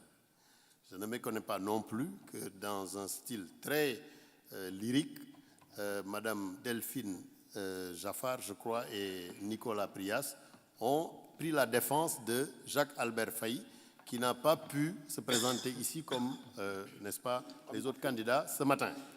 Mais il se trouve que, d'abord, la répétition a une valeur pédagogique, et puis ensuite, il semble que la main la plus appropriée pour rendre la gifle, c'est la main de celui qui a reçu la gifle. Donc il était bon quand même qu'au nom du barreau du Sénégal, je m'érige contre le fait que Maître Jacques-Albert Faye n'ait pas pu prendre l'avion. Et ce qu'il y a de douloureux dans son cas, c'est que l'ambassade de Suisse s'est arrangée pour lui donner un rendez-vous à l'heure du concours. C'est ça que je voulais que tout le monde sache. Je vous remercie. Okay, d'accord. Bon, nous passons à une autre résolution. Résolution en soutien au barreau de Port-au-Prince. La Conférence internationale des barreaux informée des agressions physiques exercées en octobre 2018 par des policiers haïtiens sur 4 avocats du barreau de Port-au-Prince, Maître Réginald Févry, Géry Pétiot, Cyrus Montmoril et Élie Dips Augustin, dans le cadre de l'exercice de leur profession, en pleine rue et dans l'enceinte du parquet du tribunal de première instance de Port-au-Prince, condamne avec force de telles agressions physiques, apporte son total soutien au barreau de Port-au-Prince et à sa décision d'arrêter les prestations judiciaires des avocats dans l'attente de la satisfaction de ces revendications, invite les autorités haïtiennes compétentes à satisfaire aux demandes exprimées par le barreau de Port-au-Prince dans la résolution de l'Assemblée générale du barreau du 26 novembre 2018, entre-temps portée à la connaissance des autorités politiques et judiciaires du pays le 27 novembre 2018, visant notamment la démission de ses fonctions du commissaire du gouvernement, M. Clamé Oknam Daméus, l'arrestation des policiers Wagner Thomas, Polo Ivenel, Matador Jimmy et du directeur départemental Berson Soljour et leur déferment par devant la justice.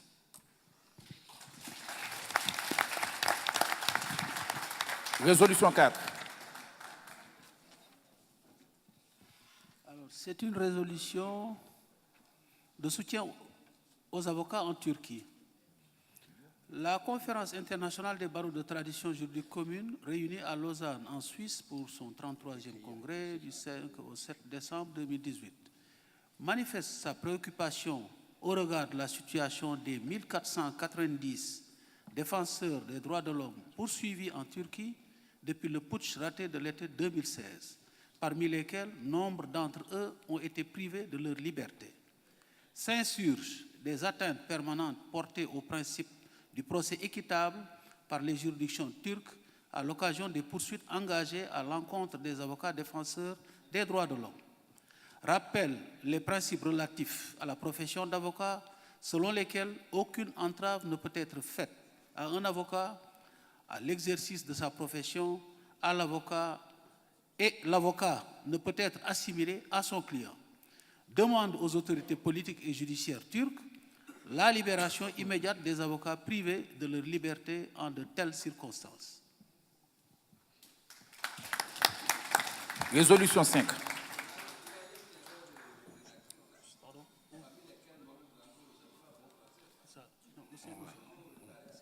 Okay. On vérifiera. Vous allez aider nos secrétaires généraux. Résolution sur la demande de libération de Firmin Yangambi. La Conférence internationale des barreaux manifeste à nouveau sa préoccupation déjà exprimée notamment lors des 28e, 29e et 30e congrès quant au sort de maître Firmin Yangambi Libot, membre du Conseil de l'Ordre des avocats du barreau de Kisangani, privé de liberté le 26 septembre 2009 et détenu au centre pénitentiaire et de rééducation de Kinshasa depuis le mois d'octobre 2009. Rappelle qu'au terme d'un arrêt prononcé par la Haute Cour militaire de Kinshasa le 14 juin 2011, maître Yangambi a été acquitté de la prévention de tentatives d'organisation d'un mouvement insurrectionnel, qu'il a été condamné à une peine de 20 ans de servitude pénale principale pour détention sans titre ni droit d'armes de guerre, que ces deux coprévenus ont quant à eux été condamnés à une peine de 10 ans de servitude pénale pour le même fait. Constate que le 11 février 2014 a été adoptée par l'Assemblée nationale et le Sénat la loi numéro 14-006 portant amnistie pour faits insurrectionnels, faits de guerre et infractions politiques. Observe que l'un des co-condamnés de maître Yangambi a été libéré depuis plusieurs années en application de cette loi. En conséquence, la CIB demande au président de la République démocratique du Congo de veiller à une application égale de la loi d'amnistie, assurant ainsi la libération de maître Firmin Yangambi, depuis 9 ans séparé de son épouse et de ses enfants, âgés au moment de son arrestation de 1 à 12 ans. Résolution 6. Il y a une intervention? Ok. Je propose qu'à la place de demande, exige. Ok, d'accord. Okay. Résolution 6.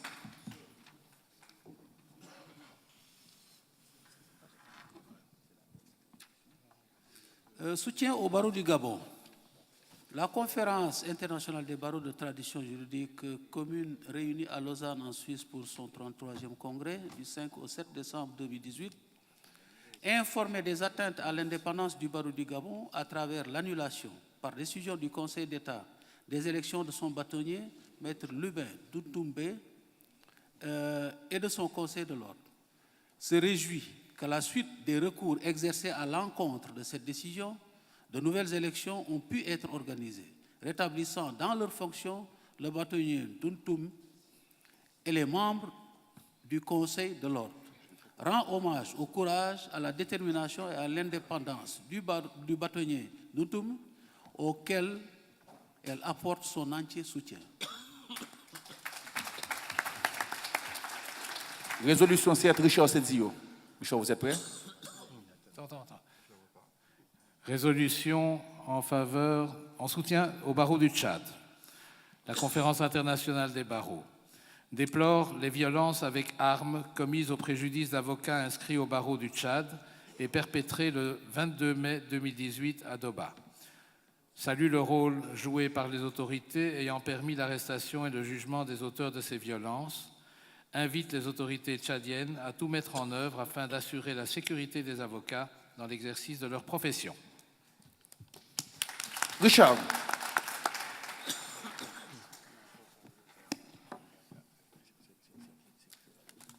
Alors, je ne lirai cette année qu'une résolution, mais elle est essentielle, évidemment, et elle concerne l'un de nos confrères. Nous en avons parlé hier. Il s'agit de l'avocat Asia Bibi, dont nous avons évoqué la situation lors du panel sur la défense de la défense. La CIB, etc. Connaissance prise de la décision d'acquittement de Mme Asia Bibi rendue par la Cour suprême du Pakistan le 31 octobre 2018. salue l'indépendance manifestée en cette occasion par la justice pakistanaise dans un contexte de pression et de violence extrême. Déplore toutefois les conséquences de cette décision et notamment l'exil forcé de l'avocat d'Asia Bibi, Saïf Ould-Malouk. Dénonce avec force toutes les menaces pesant sur les acteurs judiciaires ayant manifesté leur soutien à Asia Bibi. Rappelle qu'aucun avocat, aucun juge ne doit être inquiété à raison de l'exercice régulier de sa profession. Réaffirme son attachement au principe de laïcité et d'indépendance de la justice, incompatible avec toute considération ou pression politique ou religieuse. Assure à Asia Bibi, à son avocat Saïf Ould-Malouk, aux magistrats Justice Sakib Nizar, Justice Asif Saïd Klossa et Justice Mazar Alam Khan Miankel, ils me pardonneront ma prononciation, son soutien absolu. Appelle ses barreaux membres à inciter chacun son propre gouvernement à tout mettre en œuvre afin que la sûreté des acteurs judiciaires de cette affaire soit pleinement assurée. Vous avez fini, Richard? Pardon? Vous avez fini? Elle est finie. OK. Martin. Je me permets d'intervenir parce qu'il va falloir, à mon avis, modifier juste un mot de cette résolution. Et je le dis avec d'autant plus de décontraction que je suis l'auteur du mot et je suis celui qui est responsable de l'insertion de ce mot. Je pense qu'il faut supprimer le terme laïcité. Réaffirme son attachement au principe de laïcité et d'indépendance de la justice. Parce que je crois que s'agissant du Pakistan, il n'y a pas de partage du principe de laïcité. Il y a même, au sein même de notre conférence internationale des barreaux, des pays qui ne sont pas nécessairement inscrits dans cette démarche de laïcité. Il me semble qu'il affaiblit la résolution. On peut tout à fait dire, réaffirme son attachement au principe de l'indépendance de la justice, incompatible avec toute considération ou pression politique ou religieuse. Ok. Oui, je suis assez d'accord. Je pense que cette phrase peut être réécrite et dans le sens que tu indiquais à l'instant. Alors, oui, aucune difficulté pour ma part. Si il a été décidé que je serais tenu de lire cette résolution, c'est parce qu'il m'a été demandé de nouveau et à titre personnel, j'y tenais, de lancer un appel, même si je l'ai fait hier, à tous les barreaux africains. S'il vous plaît, adhérez à cet outil que nous avons créé, l'Observatoire international des avocats en danger, pour venir en aide à tous nos confrères qui sont menacés. Vous avez entendu hier ces témoignages qui sont tellement émouvants, qui relatent la situation de ceux de nos confrères qui sont poursuivis, embastillés, menacés, à raison de l'exercice de leur profession.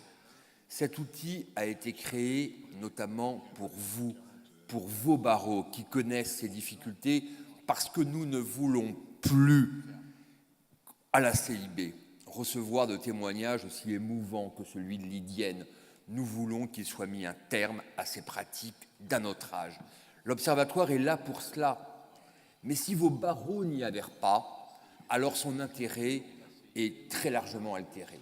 Aujourd'hui, seul en Afrique, le barreau du Cameroun a adhéré. Et puis, bien sûr, c'est un barreau qui n'est pas africain, mais je tenais à saluer l'une des dernières adhésions, celle du barreau haïtien et du barreau de Port-au-Prince. C'est essentiel pour nous. S'il vous plaît, nous n'avons pas adopté de résolution vous invitant à y adhérer, mais n'oubliez pas, lorsque vous retournerez demain, après-demain, dans vos barreaux respectifs, de faire inscrire ce point à l'ordre du jour du prochain Conseil de l'Ordre. Je vous en remercie à l'avance.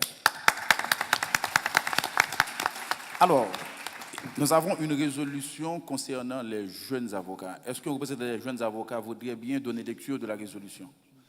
Est-ce qu'Aminata Niakate peut venir lire la résolution qui a été préparée par les jeunes?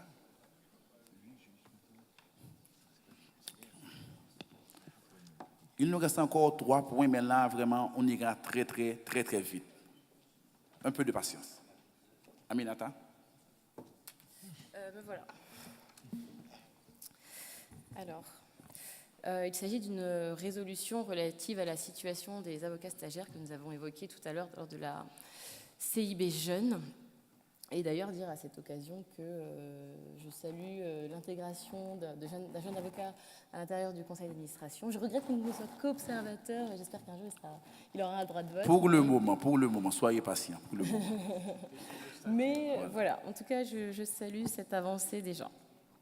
Donc je vous lis la résolution. La CIB constate qu'à la suite des états généraux du jeune avocat s'étant tenu à Yaoundé du 16 au 18 avril 2018, il a été observé une durée excessivement longue du stage dans certains barreaux, cette période pouvant aller jusqu'à 8 années, une absence totale de gratification de stage dans certains cas, une considérable lenteur dans le traitement des dossiers des avocats stagiaires en vue de leur admission au grand tableau. La CIB invite en conséquence les barreaux à œuvrer à l'amélioration des conditions d'exercice des avocats stagiaires en prévoyant notamment une gratification minimale des stagiaires, une période de stage d'une durée raisonnable, un traitement plus rapide des dossiers des avocats stagiaires en vue de leur admission au grand tableau et à mettre en place des commissions de suivi des présentes mesures. Voilà pour ce projet de résolution. Merci Aminata. Merci. Je voudrais abuser et profiter de ma place à la tribune pour rappeler que l'année dernière, en Haïti, on avait été évoqué la situation des jeunes avocats dans les instances ordinales. Un projet de résolution avait été présenté et avait été reporté à l'Assemblée générale de cette année. Et j'aimerais demander solennellement l'autorisation de lire cette résolution et de la soumettre à l'Assemblée générale.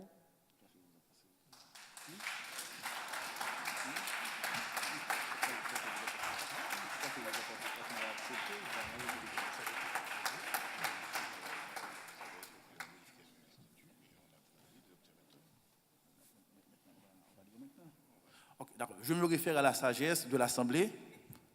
Si vous l'estimez nécessaire, nous allons nous plier. Ce que peuple veut, Dieu le veut. Vous avez la parole. Je vous remercie et je vous prie d'excuser la méthode. Je vous lis donc cette résolution, cette proposition de résolution. Donc, la CIB considère que les conseils de l'ordre doivent permettre une meilleure représentativité de la composition des barreaux. La CIB constate que les jeunes avocats et les jeunes avocates représentent une proportion de plus en plus importante de la profession. La CIB rappelle qu'ils sont compétents, prospectifs et constituent une force de proposition pour leur barreau. La CIB considère qu'ils ont vocation à être présents et représentés au sein des conseils de l'ordre de leur barreau. La CIB invite en conséquence les barreaux à définir des critères d'éligibilité aux élections ordinales, notamment en termes d'ancienneté requise, permettant aux jeunes avocats et aux jeunes avocates de s'y présenter. Voilà pour le projet de résolution.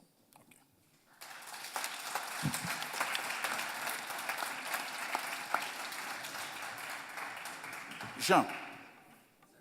J'avais Jean. Sur la résolution précédente, j'aimerais qu'elle soit un peu plus musclée. On ne peut pas dire inviter un État ou un barreau à être raisonnable. Il faut indiquer une durée du stage. Et maximale, par exemple 3 ans, je ne sais pas. Les 8 ans, c'est... Et si on vous propose 7 ans, vous allez dire, ah, c'est raisonnable. Il est pouvant aller jusqu'à 8 ans. C'est l'extrême. On va répondre à ça. Okay. Attaquer. D'accord. Offensif. 3 ans maximum. Confrère, vous avez la parole.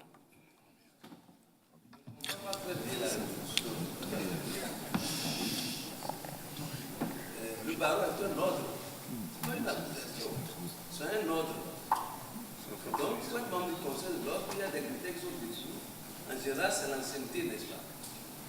Mais on ne peut pas dire que parce qu'on veut des jeunes avocats dans le conseil de l'ordre, alors s'ils ne remplissent pas cette condition-là, ils sont dans l'ordre. C'est un ordre. Ce n'est pas une association. Les jeunes avocats apportent leur contribution, soit lorsqu'on a une discussion à l'Assemblée générale, soit parce qu'ils ont leur association à part. Mais imposer au conseil de l'ordre la présence des jeunes, pourquoi? Non, qu'ils puissent être candidats, juste. Soit éligible.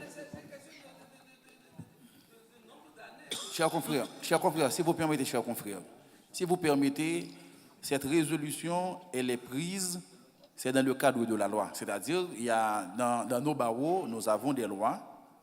Nonobstant ces lois, on demande au Conseil de mettre en place des stratégies, des dispositions facilitant l'intégration des jeunes dans nos espaces originales. Non, l'esprit est clair, mais la résolution ne dit pas tout à fait ça. Pour rappeler, ce serait pas même la conformité à la loi d'une part, et le principe qui est important, c'est qu'il soit présent, probablement en qualité d'observateur. Il ne faut pas violer non plus les règles. Tout à fait. Il l'a déjà, je crois. Bah, va-t-il là? Ok, je crois que bonne note est prise, donc les modifications seront apportées. Bon, maintenant, s'il n'y a pas d'autres commentaires, je vais passer à la dernière résolution. On a oublié, j'ai oublié de rappeler que le conseil d'administration, dans sa réunion de mercredi, a demandé à ce qu'un rapport puisse être fait sur la situation du jeune avocat dans le prolongement des États généraux de Yaoundé, un rapport sur la situation de l'avocat dans l'espace francophone, avec toutes les contraintes qui pèsent sur ce statut. Et ce rapport a été demandé à Kakou, au bâtonnier de Côte d'Ivoire, Kakou qui est présent, je crois, il est là, et à féliciter, c'est-à-dire d'une part quelqu'un qui a de l'expérience et quelqu'un de plus jeune, et un homme et une femme, c'est-à-dire que nous avons veillé au strict respect de la parité, et nous aurons un rapport, un projet de rapport pour Marrakech qui reprendra l'ensemble de la problématique que l'on vient d'évoquer. Dernière résolution. La Conférence internationale des barreaux de tradition juridique commune adresse ses plus vifs remerciements aux bâtonniers et au conseil de l'ordre du barreau de Voudroy, à son jeune barreau et au comité d'organisation pour la qualité de l'accueil du grand nombre de participants au 33e congrès de la CIB, pour l'excellence de son organisation et pour la remarquable tenue des travaux organisés par son comité scientifique.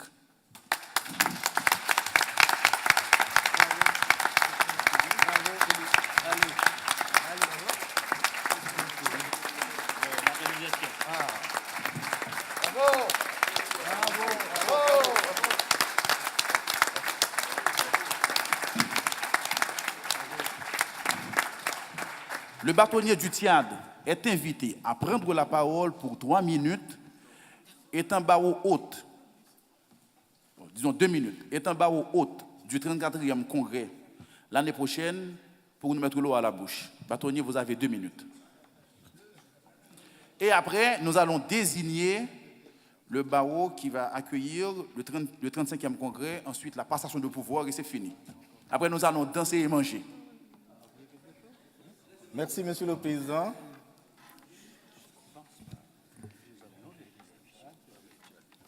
Merci pour cette confiance renouvelée au barreau du Tchad, qui accueillera d'ici quelques mois la prochaine CIB. Le navire partira de Lausanne et accostera désormais à N'Djamena, capitale du Tchad, affectueusement appelé pays de Toumaï, berceau de l'humanité, depuis les dernières recherches effectuées par des scientifiques du monde entier. N'Djamena vous attend, votre berceau vous attend, puisque vous avez encore besoin d'être bercé. Pigmenté ou dépigmenté, votre berceau vous attend. Vous serez agréablement surpris, le pays de Toumaï vous attend. Votre pays vous attend. Merci. Merci. OK. Tel que cela a été acté depuis Yaoundé, à la CIB, nous désignons 2 années à l'avance le barreau qui doit accueillir le congrès. Pour l'année 2020, comme on dit ici, ce sera le barreau du TIAD. Et pour l'année 2019, ce sera le barreau du TIAD. Et pour l'année 2020, maintenant je dis bien, 2020-2020, les jeux, quels sont les candidats pour l'année 2020? Une première fois.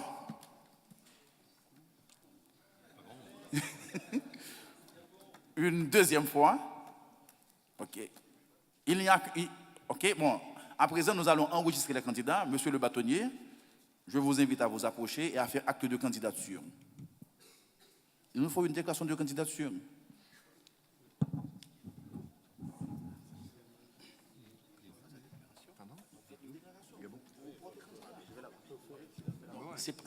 C'est pas encore la campagne, c'est seulement la déclaration. Ça se plaide. Oui. Il faut d'abord la déclaration. Bien, nous allons donc nous soumettre à cette exigence de Monsieur le Président.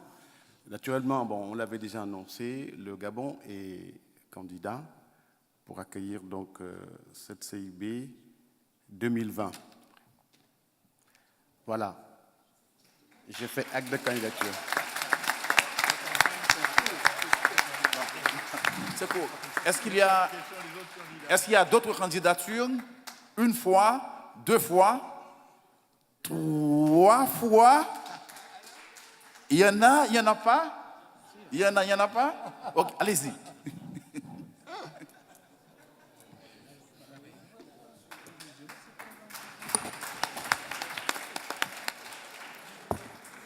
Merci, Monsieur le Président. C'est pour faire acte de candidature et acte de sponsoring pour le barreau du Gabon que nous avons décidé de soutenir pour 2020. Et pour simplifier, comme...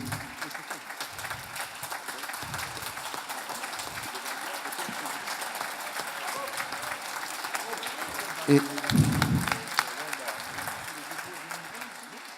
pour ne pas prendre beaucoup de minutes aussi, nous avons également décidé de soutenir le barreau du Niger pour 2021. Merci. Magnifique. Magnifique, magnifique, magnifique. Bon, naturellement, vous comprendrez bien que la tâche devient beaucoup plus aisée. Donc, on s'attendait à un combat de gladiateurs, mais heureusement, le combat n'aura pas lieu. Maintenant, puisque le Gabon va nous accueillir, Monsieur le bâtonnier, faites-nous rêver. On vous écoute.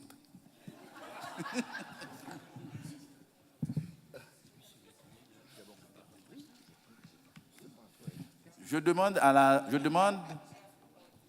aux bâtonniers haïtiens, Maître Cassagnol et les membres du Conseil de l'Ordre de se mettre prêts pour le point suivant.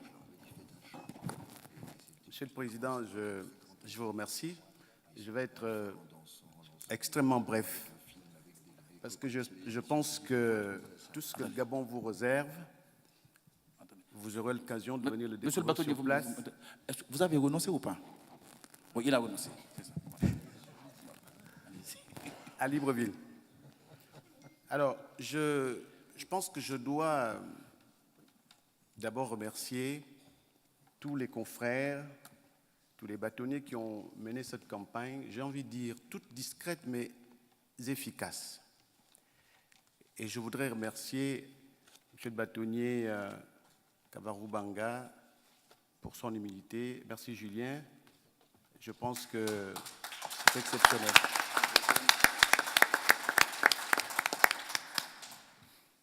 « 2020, ce sera Libreville. Je laisse le temps au comité scientifique de préparer le contenu scientifique de la CIB. Mais si je dois vous faire rêver un tout petit peu, je vous invite à vous préparer à venir donc à Libreville, au Gabon, côtoyer les tortues marines et bossus, les impalas, les gorilles pour ceux qui veulent visiter les parcs, et nous en avons de très nombreux, qui offrent donc à nos amis et confrères qui viendront à cette CIB l'occasion de découvrir une autre partie de l'Afrique, j'ai envie de dire un petit paradis sur terre. Je vous invite donc très nombreux, très nombreux en 2020, vous viendrez découvrir ce petit pays qui est au centre du monde et qui est une spécificité de la terre. Je vous attends, Monsieur le Président, Monsieur les bâtonniers, mes chers confrères. À bientôt. Merci.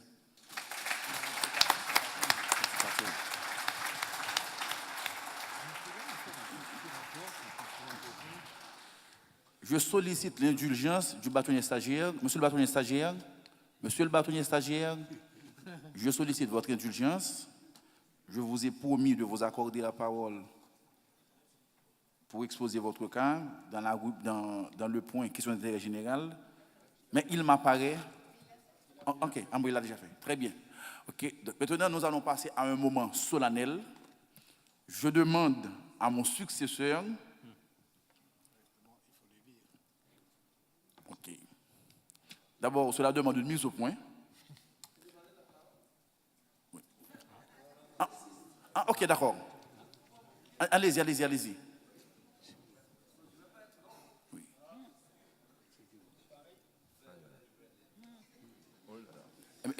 Élie, venez en même temps. Venez, les deux, venez en même temps. Venez en même temps.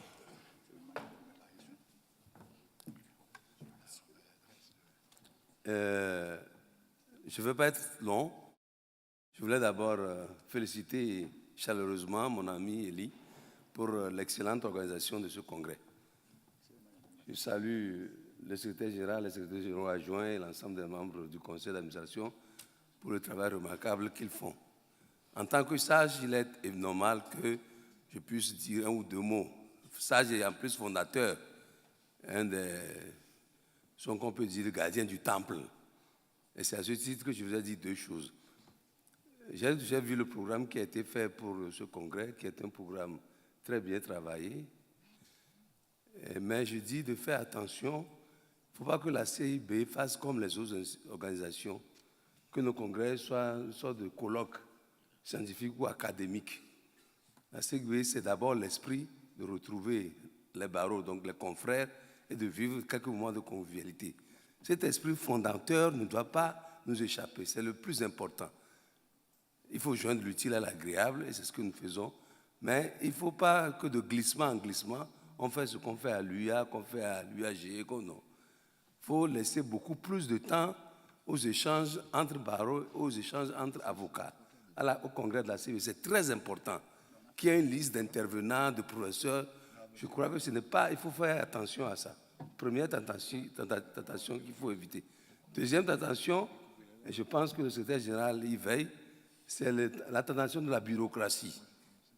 Parce que plus on devient grand et on devient plus important, plus on n'a plus pas le prestige et on risque de s'inscrire dans une bureaucratie.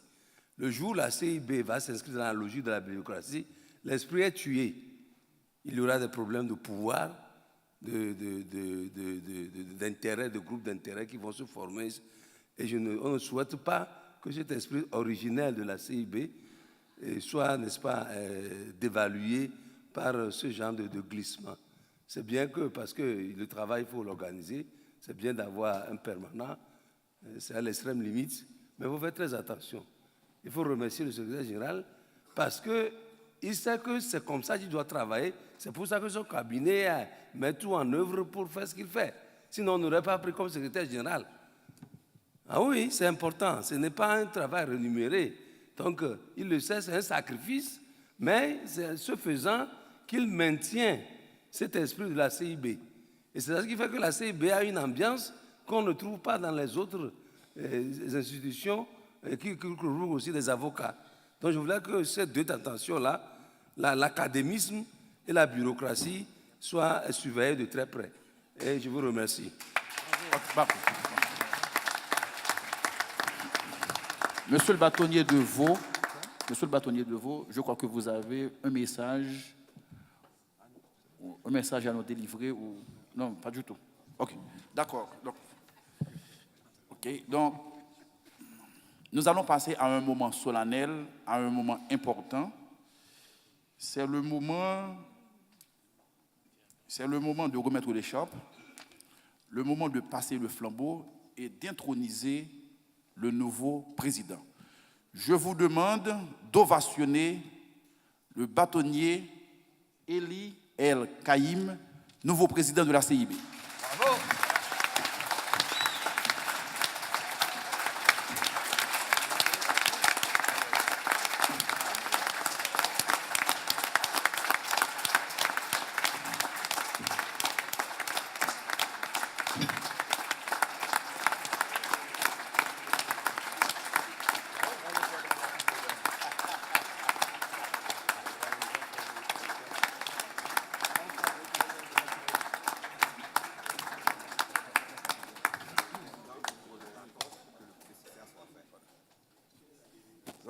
Monsieur le bâtonnier, j'ai l'honneur et le privilège de vous remettre le flambeau.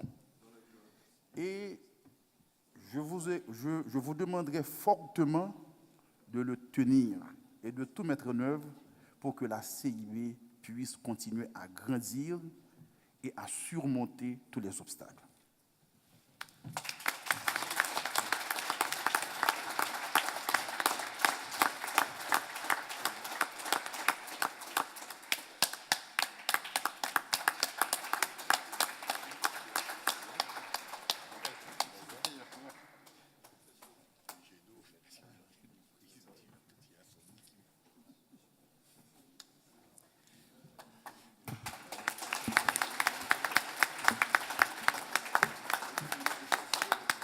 Chers confrères, chers amis, il est tard, nous allons être brefs. Vous dire que nous avons adoré recevoir cette 33e fête de la CIB à Lausanne. Des visas ont été refusés, mais des visas ont été accordés. Et nous avons lutté pour ça. Vous dire en un mot d'abord que notre bâtonnier en fonction me fait un grand cadeau en me remettant finalement, je parle de mon bâtonnier vaudois, de me remettre ce flambeau parce qu'il est en exercice et qu'il estimait qu'il ne pourrait pas assumer comme il le souhaiterait, comme il faut le faire, les tâches d'un président de la Conférence internationale des barreaux en plein exercice. Vous dire que j'en tire un plaisir sincère n'est pas un aveu difficile à vous faire. J'aimerais vous dire que je mesure pour l'Ordre des avocats vaudois et pour moi-même la charge que cela représente et la responsabilité, plus encore lorsque l'on succède au président précédent qui est un homme exceptionnel. Stanley Gaston a fait quelque chose de tout à fait inédit dans l'intensité de la présence de la CIB à travers le monde. J'aimerais lui redire toute l'admiration que nous lui portons tous, parce qu'il est un homme véritablement exceptionnel. Et je suis convaincu, et nous sommes tous convaincus, qu'il va poursuivre avec l'énergie qui est la sienne et son heure et demie de sommeil par 24 heures, son œuvre pour améliorer un peu le monde, beaucoup son pays, qui lui est si cher. Et je suis convaincu que beaucoup de Haïtiens, bientôt, lui reconnaîtront toutes les qualités qui sont les siennes et lui donneront les responsabilités qu'il mérite pour le bien-être des siens. J'aimerais vous dire en un mot,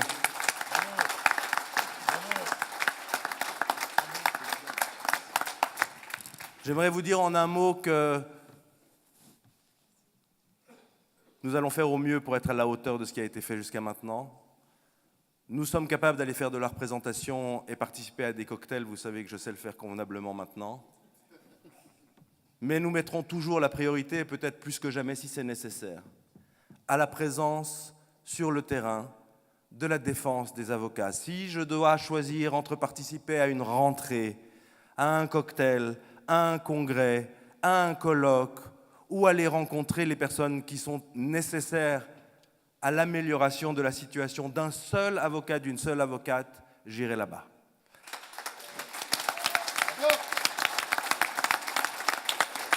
Nous participerons toujours à la formation des jeunes avocates et des jeunes avocats, mais nous mettrons toujours la priorité à aider les nôtres, parce qu'effectivement, Jovi, la défense de la défense, même si l'on parle de mode alternatif de résolution des conflits, reste le cœur et l'ADN de la CIB. C'est aussi parce que je l'ai senti, que je l'ai rencontré il y a plusieurs années maintenant, que nous avons lancé ce défi fou d'organiser ce congrès ici. Il est maintenant l'heure de faire la fête de la CIB, notre fête, la fête de l'Ordre des avocats vaudois. Nous sommes dorénavant liés par des liens très forts et nous avons, je crois, effectivement, comme nous le souhaitions tant, un peu réancré la CIB en Europe. Et nous voulons croire que cela va renforcer pour de longues années encore notre conférence dans ses futures actions et donc pour le bien-être de nos confrères et de nos consoeurs partout à travers le monde. Merci mille fois, merci d'être venus si nombreux, on n'y croyait pas vraiment.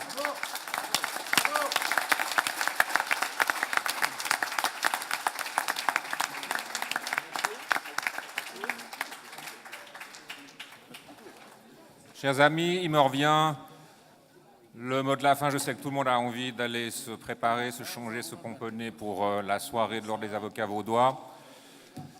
C'était pour ma part la première fois que je participais à un congrès de la CIB, donc je ne savais pas à quoi m'attendre.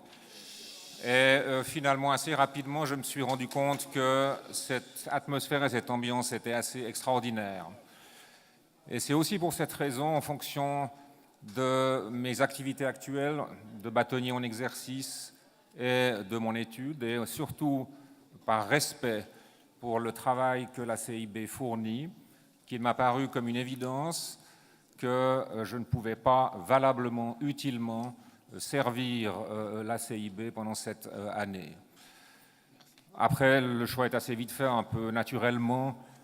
On tombe immédiatement sur le bâtonnier El Kaïm, qui lui a toutes les qualités requises et qui n'est plus bâtonnier pour pouvoir voyager là où il le souhaite et là où il le faut.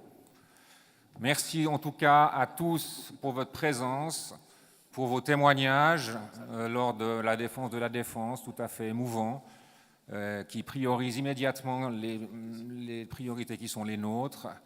Et ça nous fait beaucoup de bien de vous entendre à ce sujet-là. Il me reste formellement et officiellement, au fond, à clôturer le 33e congrès de la CIB et, comme disait le bâtonnier El Kaïm, place à la fête. Merci.